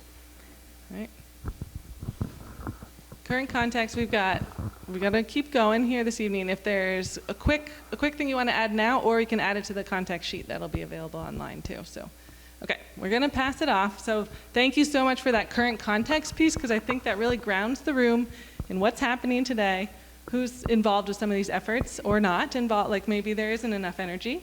And I'm going to pass it over to Jess to take the next step. Mic handoff. I just want to note that we hold on to the mic. You can touch the microphone. We hold on to the microphone you should think about, why would we hold on to the microphone?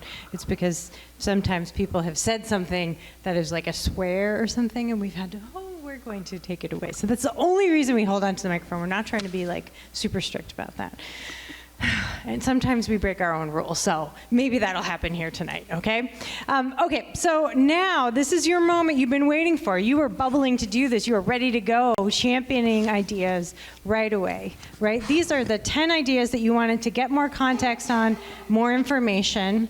And what I'd love to invite right now is, which idea are you for? Which is the one that you think is most important for Plainfield to take action on right now that could use additional energy, attention, and resources? People are paying attention to Plainfield right now, and what you decide tonight, they're going to bring some resources to. So which of these ideas are the most actionable and important right now and could use additional energy, people, resources? Would anyone like to kick it off with the idea that they think is the best one for Plainfield to take first? Over in the corner, Jess. Oh, there you go. I'll hold the mic for you. So I kind of think about it a little different than what's first. What I want to see is like, okay, which of these have like co-beneficial strategies? So for example, accessibility, bike and pedestrian safety relate to the Route 2 intersection. A lot of the preferred design of the Route 2 intersection is that it is accessible. It is a constrained space. If we gather behind the accessibility committee and make that fully accessible, what will happen is we will push the position of the intersection into needing to be addressed, like so that it can meet those conditions for accessibility, safety for pedestrians, and so that those things, I see those things, two things, like one is pushing the other along. So which one do you think would go first? Maybe that's the right question to ask you. Accessibility serves everyone. That should go first. Okay, thank you. Other ideas you want to champion? Back here, Jillian. And then over here. Okay. Yeah, I echo, this is Ray. I echo Josh's thoughts around what works together and supporting building rehabilitation, improving accessibility, resilience hub, and increasing town and staffing capacity all work together, where if there is a resilience hub and a network of bringing together the buildings, some of which need rebuilding, rehabilitation, and part of what a resilience hub funding could help go to, also creates a network and a framework that doesn't have to put more capacity on staff and volunteerism, that we actually create another entity that's connected to an existing nonprofit so that we can find ways to handle some of these and not just rely on volunteerism or on staff. And for a resilience hub to integrate with those pieces and to be something that is not just driven by a couple of people in the community, because we've already done what we can do. We need to be connected with the town so that we are connecting with hazard mitigation and all of the short-term flood resiliency work that's taking place in the town. Okay, Ray, so what you're saying is a vote for the Resilience Hub encompasses a lot of these things, and we should really be thinking of this idea as a Resilience Hub network, right? So, right. So you're championing this idea as really connected to a bunch of ideas. Okay, great, thank you. This person had their hand up first, and then we'll come up here. Wait, I forgot. On the same note, I have two things actually. On the same note, supporting building rehabilitation and creating a housing strategy are essentially the same thing, if you think about it. The building rehab is part of a housing strategy. We have a lot of empty buildings. Right. I want someone to champion our advanced Brook Road engagement. I have no idea really what that. I would love to hear someone be like, yeah, here's why we need to do that. Oh, so you're encouraging somebody in the... I'm requesting a champion. You're requesting a champion, or you're saying it needs a champion in this room tonight? I'm seeking a champion right now. I am seeking I need someone to, like, come on, bring it. Tell us why this is important? Because I don't quite get it. All right, thank you. I just wanted to clarify. There could be seen two different ways. All right, up here in the blue shirt, or purple. It's kind of a purple shirt. Yes, if you fail to plan, you're planning to fail. And I think creating a housing strategy is the thing that should be the first in line. This is kind of a corollary to what this gentleman over here was saying, because having the housing strategy, I think, is what you need in place, and supporting building rehabilitation and expanding housing opportunities are subsets of that. Sure. Okay, great. Thank you. I saw a couple of hands back there. Yep. This is Christy. I was going to respond to Paula's request for a champion on the Brook Road. I think that we talk a lot about connectivity of the village. We talk a lot about the connectivity of the campus, but what we don't talk a lot about is the connectivity of the lack of for all of us that are stranded on Brook Road. It's very unsafe for us to leave the house. Every time we leave the house, there are safety and cost implications for that travel. And it also puts pressure on the folks that are along that corridor. I'm sure that Carl, for example, doesn't appreciate another 200 or 300 cars going by his home every day. I've seen dump trucks rolled over. I've had to wait for an ambulance to respond to an emergency situation because we are stranded. If we don't address this, more housing is going to go offline. People are abandoning their properties. There are safety and crime issues that are rampant up in that area. I think it would inform your perspective. Come to the end of Brook Road, the dead ends now, and travel when you leave your house and experience the extra 20 minutes in the summertime, an extra 30 minutes in the wintertime, what that experience is like every time you leave the house. Thanks. Thanks, Christy. Okay, I saw a bunch of hands, so if you raised your hand, keep it up high, and we're going to go right here, Jillian, in the blue shirt, and then if somebody can come over here to the person in the gray shirt.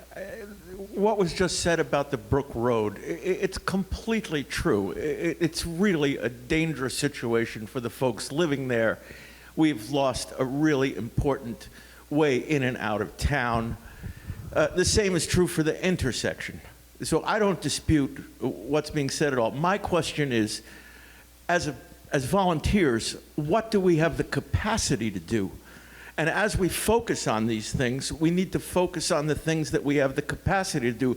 And that's what I question and doubt, whether as volunteers we can attack the intersection. I mean, that's a multi-million-dollar project, as is the Brook Road. And I'm not taking anything away. I completely endorse the difficulty and danger of both those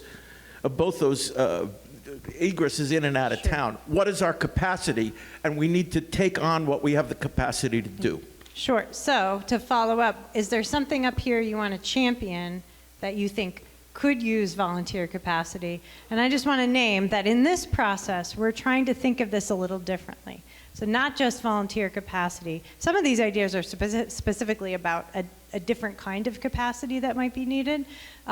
So I just want to name that we're trying to be expansive in our thinking about resources and capacity here. But come back to us if there's an idea you really want to champion that could use additional professional or volunteer or municipal capacity and resources. Over here in the gray, and then we'll come up here to the front. Hi, Monica White. I just want to underscore, I think my priority would be H, create a resilience hub, because really it fundamentally harnesses the power of the people in one direction. So we're rowing in one direction, that we take all of the different, sorry, I'm hearing like an echo from my voice. It's driving me bonkers. So everything that Ray said earlier, I think is really important. It underscores a lot of the priorities that didn't make it up here, would help move them forward, such as expand skill sharing and volunteerism, mental health and well-being, all of that really is key to having a strong foundation as a community and harnessing our collective energy on all of these priorities moving forward. So if we were to choose that as an area of focus, it will strengthen everything up here and on here. Great. Thank you. Up here. I'm the champion of Brook Road. So But if anyone wants to come be my sidekick, there is plenty of administrative work that gets done. A lot of it's just, we're going to get into starting, as Peter said, next month with the first 2 of the public meetings. That's a really important meeting to attend because you get input on it. But as the design phase comes in on the sort of middle part of the Brook Road, that's going to be kind of a different process probably from what we see in the village area of damage. So if anybody wants to be part of a team of people to work on that, come see me. Great. So I'm hearing you say additional support, especially around the community engagement and really making sure people are involved with that. Great. Can we come up? Oh, your hand's been up for a while. Sorry. Go ahead. In the gray shirt. Thanks, Seth Mullendor. I'm going to advocate again for the create a housing strategy. I'm on the development review board here, and it's something that people are passionate about. I'd like to encourage people not to get hung up on things that were named in there because they may not support those. But this could be a complementary piece of work that can see how those fit into what the town wants to be as far as housing strategy. And it's something that I hear many people that I talk to that really care and know that we need housing. We need replacement housing for the buildings the homes that were lost to the flooding. And a lot of people would like to see more families come to the community and more affordable housing. And all of that fits into that. I also want to put another vote for, in my view, the support building rehabilitation fits in with that, because for me, it's a lot about the houses that clearly have been abandoned, not folks that maybe aren't cleaning up their properties the way people want it, but those that have been abandoned and they're just falling apart and they could be redeveloped. Great. Thanks so much. Up here in the gray. Actually, I'll just come to you. I don't know why I'm doing this. So I think 2 of these, L and R, are opportunities for volunteers to do advocacy, to support things that are already going on. So I think that both of those are very important, and it's not like the volunteers have to be the backbone of the working on these things. So advocacy is a very important piece. So I would also go with the housing strategy because I want to see all the vacant buildings fixed up. Thanks so much. Other ideas that we want to champion? Jess over here. Sorry, thank you. Yep. Thanks, Laura. That's fine. So I think that create a housing strategy is very important. And I think that it also, like other people have said, duplicates and covers other ones that are up there. I also want to put in a plug for the Resilience Hub because volunteerism is really important, and as a person who volunteers on a couple of different organizations, it's really, really hard to find people to step up to do the work that is very important to the community. And one last little thought is the people living on Brook Road might be very good sidekicks for our road commissioner to help out with pushing that project forward. Great, thanks so much. Hands raised over here in the blue, and then we'll come up here. Hi, Andy Robinson. I'm liking everything I'm hearing. I also want to give some love to the town staff. And I don't know what the action step is, but I do know that a lot of what people want is going to require unlocking a lot of grant money. And that, at this point, is the work of our understaffed town staff. We need probably a couple of more Karens to access the resources to repair the road and figure out how to deal with the intersection. And a lot of this is not sexy, community engaging work. A lot of it is just the grunt labor of doing town planning and getting the grants and doing all that. So again, I don't know what the action step is, but I feel like that needs to be said out loud. We have to support these people. And if there's a way for this group to do that, I would like to see that happen. Great, thanks, Andy. And just a reminder, if you need a refresh on what these ideas are, they're lettered on your sheet and you can read what was contained in these ideas. Okay, up here, Laura. I wanted to follow up on a couple of comments you just made about, bringing families into town, and someone else talked about pedestrian safety in the intersection. A lot of the pedestrians are children going to events at the Town Hall Opera House and to the library.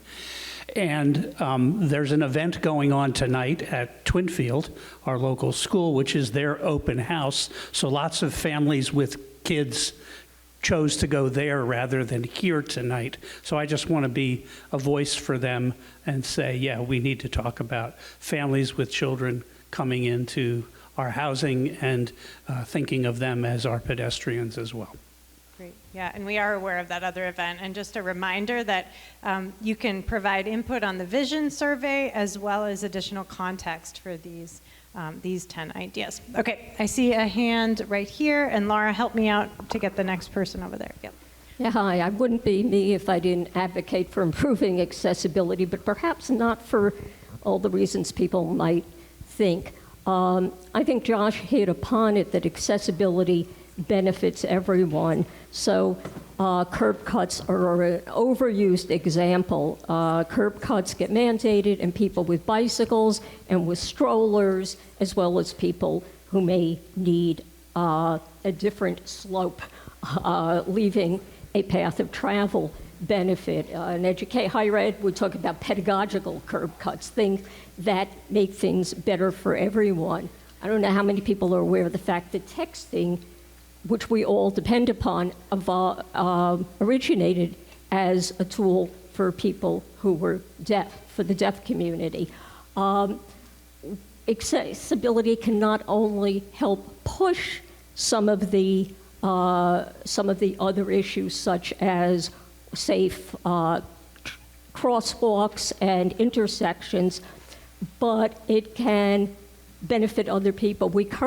And it can help us walk our talk.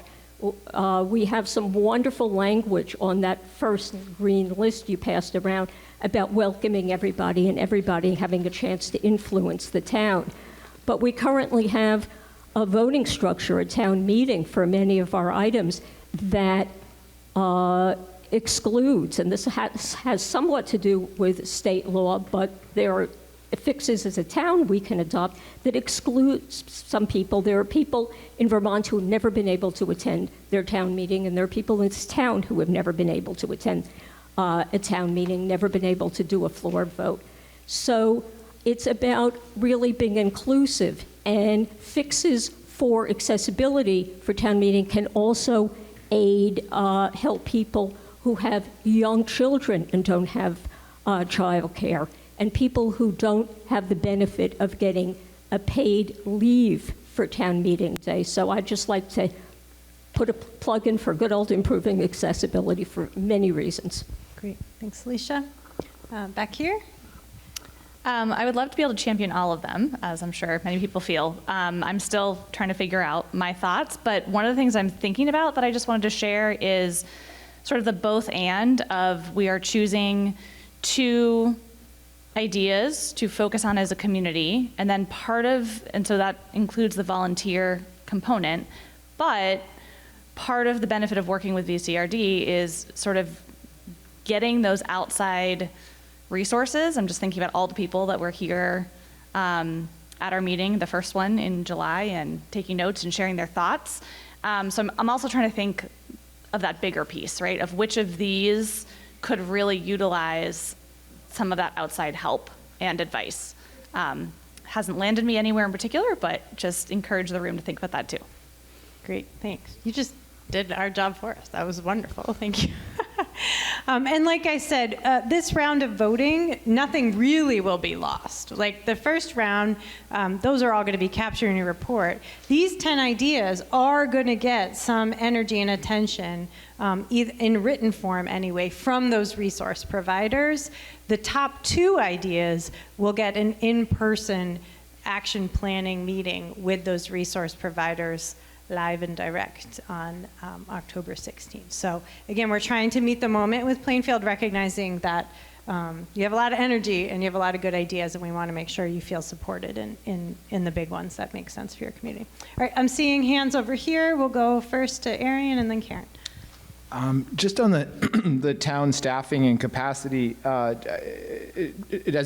just did some quick math on this. We have about $150 million of grand list value, and if you say a person costs $80,000 a year, and you say the average home value in Plainfield is around $300,000, that makes around a $160 impact on a tax bill of a $300,000 house for an all-in $80,000 staff person. And whether you think that's a big number or a small number, I think it's an interesting number to think about in terms of what that impact is on the homeowner. And I would invite anybody to double check that math. I did it very quickly, but I think it's an interesting number. Thanks, Aaron. And are you for, so what I'm hearing you say is you're championing town staff, or you're just? I think we need more staff capacity. We have so much work to do. Sure. And so, but again, I would invite people, I'm saying I believe that is mathematically the impact on a $300,000 assessed value home in Plainfield, which I think is close to the median. And whether you think that's outrageous to spend or you think it's a great idea, I leave that for people to decide. But I just wanted to sort of figure out what the number was. Great, Yeah. thanks. Up here, Karen? Thank you. So on the same topic on P, town staffing, I just want to clarify that what I'm suggesting around that isn't like we need it today, but that we need to have a plan for how we expand town staffing and capacity. And so it is true that we have added people. Whether or not those people have exactly the right skill sets for what we're going to need is a question. And I think having a group of people who maybe have professional experience around planning for staffing needs might be a great use of some volunteer time for folks to kind of help the select board and the town treasurer look at the budget and look at what those possibilities could be, what the benefit versus the risk is, and I also want to say that I'm happy that the 10 of these are going to get some mini plan, because I think in the case of this one, there are examples in other places where small towns like ours have had to increase their capacity, and there are ways to do that thoughtfully and following some, kind of templates that maybe VLCT would. There are other places where we could get help around this, but I think if we only address it like, oh, our taxes are going to go up because we need another staff person, I think that's only one side of the equation, and we would be wise to investigate it, and take some time to really create maybe a plan around it. That's what I want to say about that. Great. Thank you. Thanks, Karen. Jess? Yep, over here. Comment from online. Chris Seagrease says, the Resilience Hub is my priority as it uplifts collaboration across project ideas, sharing resources, and creating connections. It is in itself a deep strategy, acknowledging the need to continue to build trust and relationship in community so that we are more resilient for both the everyday crises and acute emergent crises that are on their way. The Resilience Hub also highlights a mutual aid premise. It can support and intersect with town projects, but also shows up, exists when the state nation fails in emergencies. Thanks, Chris. Online. Over here, Julian? It just seems timely to connect that Resilience Hub piece again to increasing town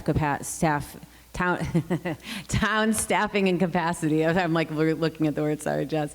In that there is not currently right now the resources to do a lot of these things in a Resilience Hub by finding outside funding that's not through the town and that is through a mutual aid network with the opportunity to reach some of the larger funding streams, because we would have a coalition of all of the different entities in town. It would then pay for some project management and types of support roles and pay for some labor so that some of these projects could get up and running through a Resilience Hub model. And so it supports increasing some of the capacity in town staffing through another funding mechanism. Thanks. Thank you. We have time for a couple of more people. If you've been sitting quietly and listening, and you're welcome to do that. But if you've just been waiting to champion an idea, I'd love to invite just a moment for anybody who hasn't had a chance to speak yet.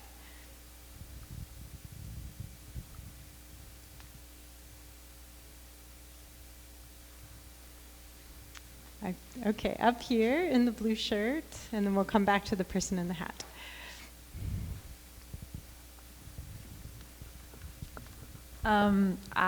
The two that I have been focusing on or thinking about a lot are P, increased town staffing, and capacity.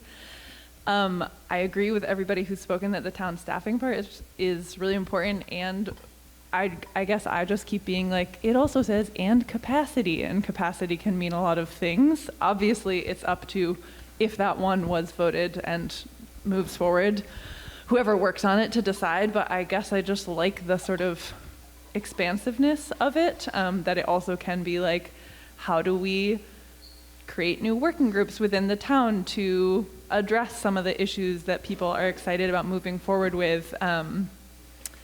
Yeah, so I guess just making a plug for that. I agree that we need to increase town staffing, but I think it's also exciting to think about like, what are other ways we can increase the capacity of our town? And the other I was gonna say is Resilience Hub.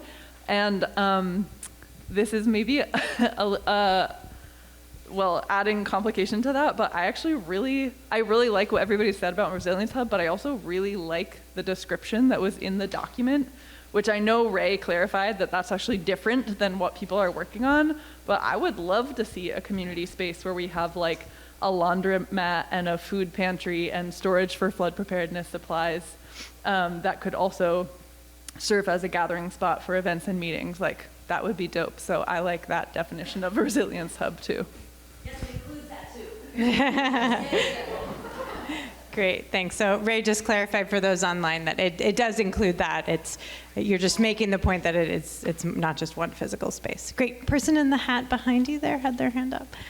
I just want to speak for the Resilience Hub and for accessibility, improving accessibility. Just want to echo what everything, especially that people have said about the Resilience Hub, especially what Ray has said, and especially what I didn't catch whoever commented online said.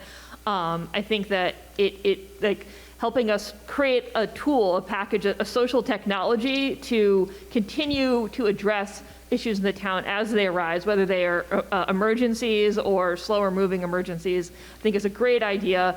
And I think our town is like, there's a lot of energy moving in that direction anyway, since the flood, I've noticed. And also accessibility. It's just not acceptable to not include people. And, you know, I would love to see us like move towards systems where it's smoother and easier. It wasn't easy. I did the first part of this online. You know, it wasn't easy. Like, we need to move towards making that easier. And that is a different kind of resiliency. It's resiliency to help support people during all their life stages, whether or not they are able for a large part of their life or not as they get older. It's a way to help accessibility. Online accessibility can help people who are hopefully temporarily isolated because of failing infrastructure. But also just, like the well-known curb cut effect. It's just not acceptable that that people are excluded, but also we do realize that our built environment is old, is historic, and also it's also not fair for those burdens to fall on individual small groups to come up all on their own with trying to make their spaces and their activities accessible. That's something we should all do and all share together as a whole community, and well, bigger than the community, but right now we're talking about the community. Thank you. Please, thank you for sharing your thoughts. We've got two more hands, and then I am going to give some voting instructions. So right here. I just wanted to point out that Josh suggested that improving accessibility was the mover for address the Route 2 intersection. I think it's also the mover for increasing bike and pedestrian safety. Thank you. And right here, let's see. I want to mention the Creative Campus. Here we are today, right here at Goddard Campus. It's accessible.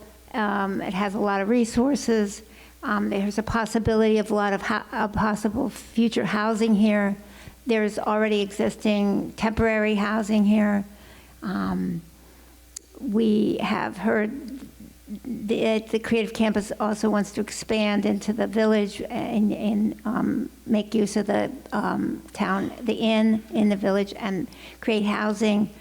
I think it's a resource the town should tap into more. We're here and we're tapping into it, but I think there's more possibilities and a closer connection between the town and Goddard or Creative Campus as they develop would certainly be an asset for our town benefit. Thanks, Betsy. Okay, so thank you everybody for some excellent championing of ideas.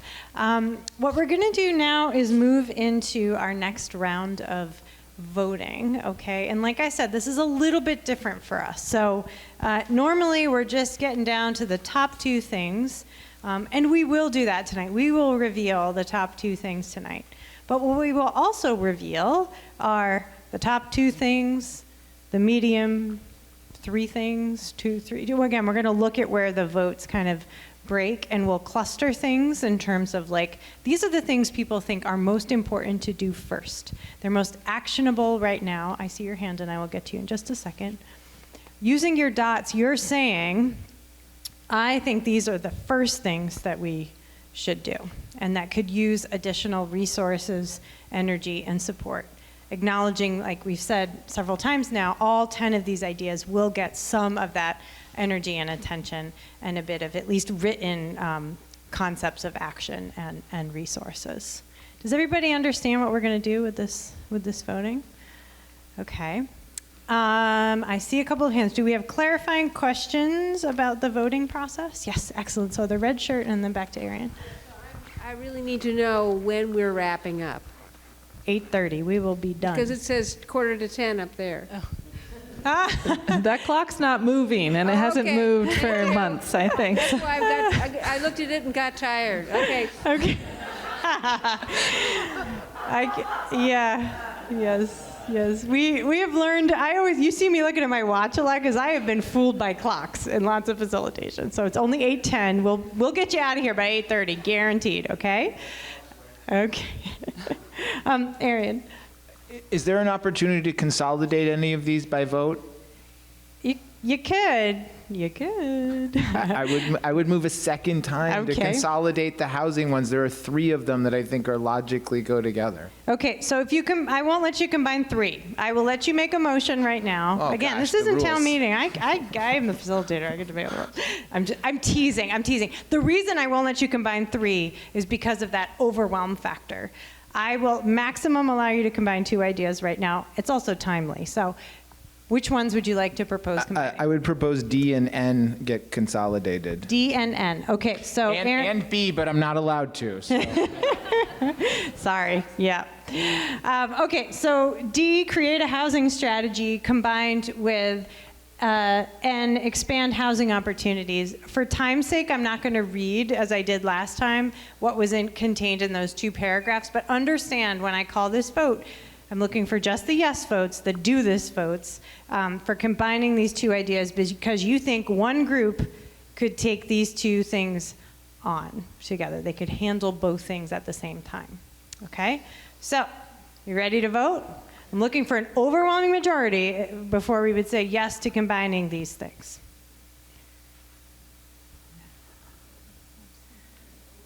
Okay, so I'm still seeing only about 50. People online can vote. How many people online would like to see these 2 ideas combined? It's going to take a minute. There's about half in the room. It's about half in the room. How many folks are online? 12 people online. Again, I'm looking for overwhelming majority. I know you guys are making it hard right now. I wasn't even going to allow any combining tonight, okay? I wasn't going to do it. So how many people online would like to see create a housing strategy and expand housing opportunities combined? In the room, keep your hands up high.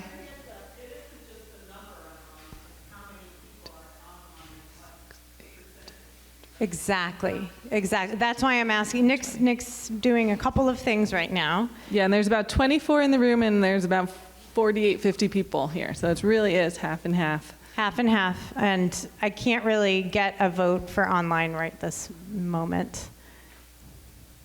Okay, again, we look for an overwhelming majority. I promise you, having them be separate is not going to prevent you from combining them after you go through this process, especially because we're giving you 10 mini action plans and 2 robust action plans for the top 2 ideas, right? So you could decide, that group could decide, regardless of the top 2 ideas, if they're not one of the housing ideas, you could say we're going to do it anyway, okay? So just for right now, we're not combining them. That doesn't stop you from doing it later, okay? You can be rebels and do whatever you want once we're gone, right? Does that feel okay to folks? Not really. It doesn't feel okay. Well, I'm looking for an overwhelming majority, and I only see 50% because, again, this is based in about 30 years of doing these processes around the state.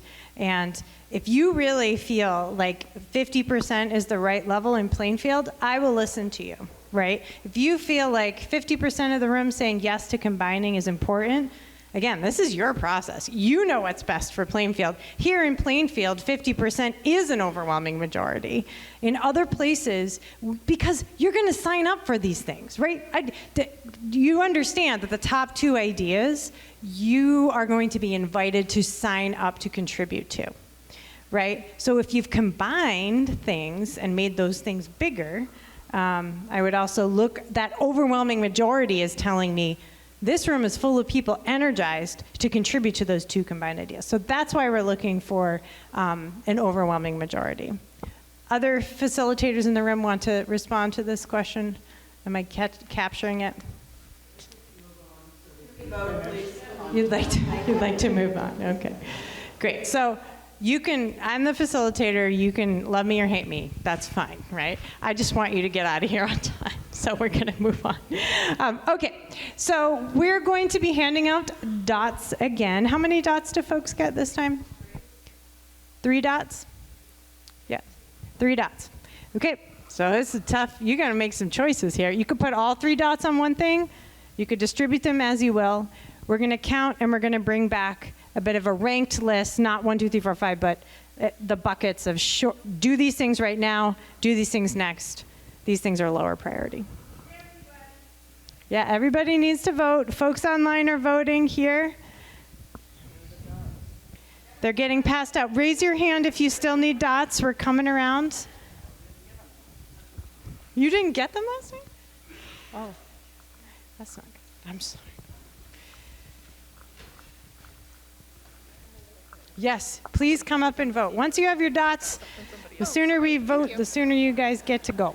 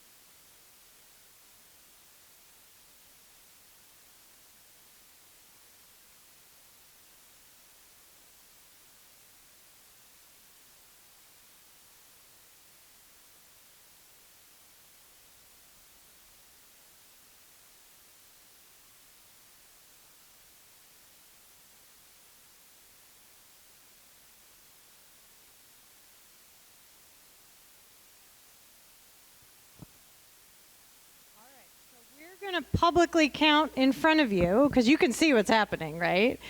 We need to add folks' votes from online, so just bear with us while we don't look at our first number. Wait till we add the votes from online as well.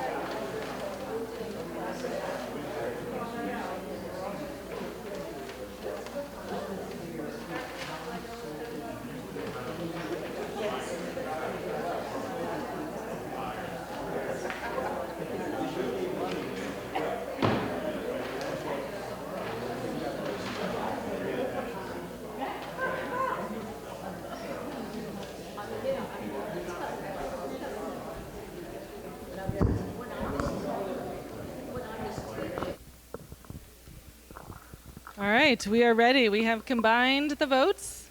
both in the room and online, and you can see the order. And what really is important is kind of the high, medium, and low pieces to this, right? So we've got Create Resilience Hub and Create Housing Strategy that are the two top votes to it.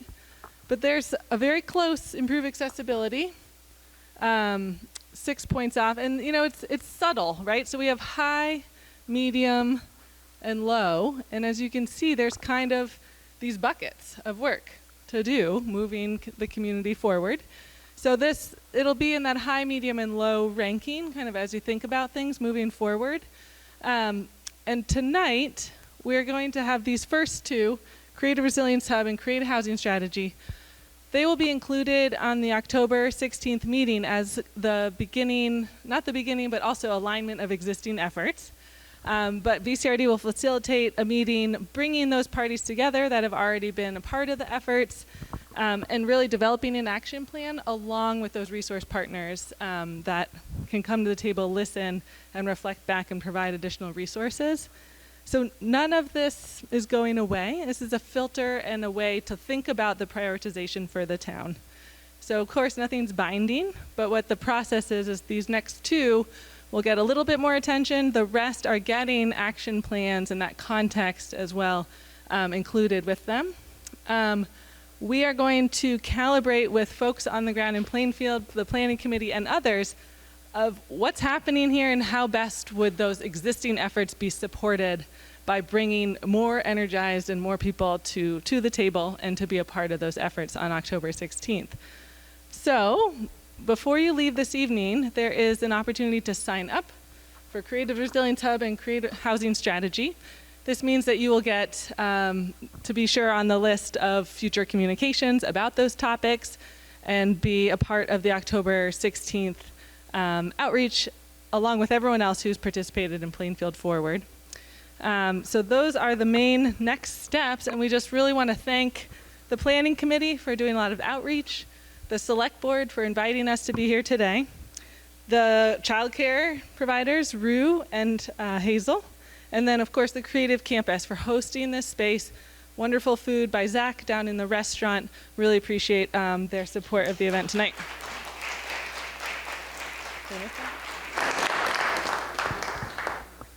And so the sign-in sheets are down in the lobby the same way you came through. They're on a table and have both of those. You can put your name down and be sure to be in touch.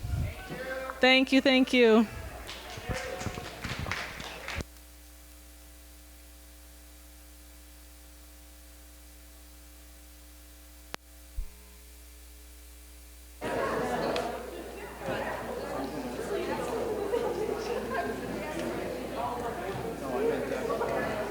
Yes. You okay?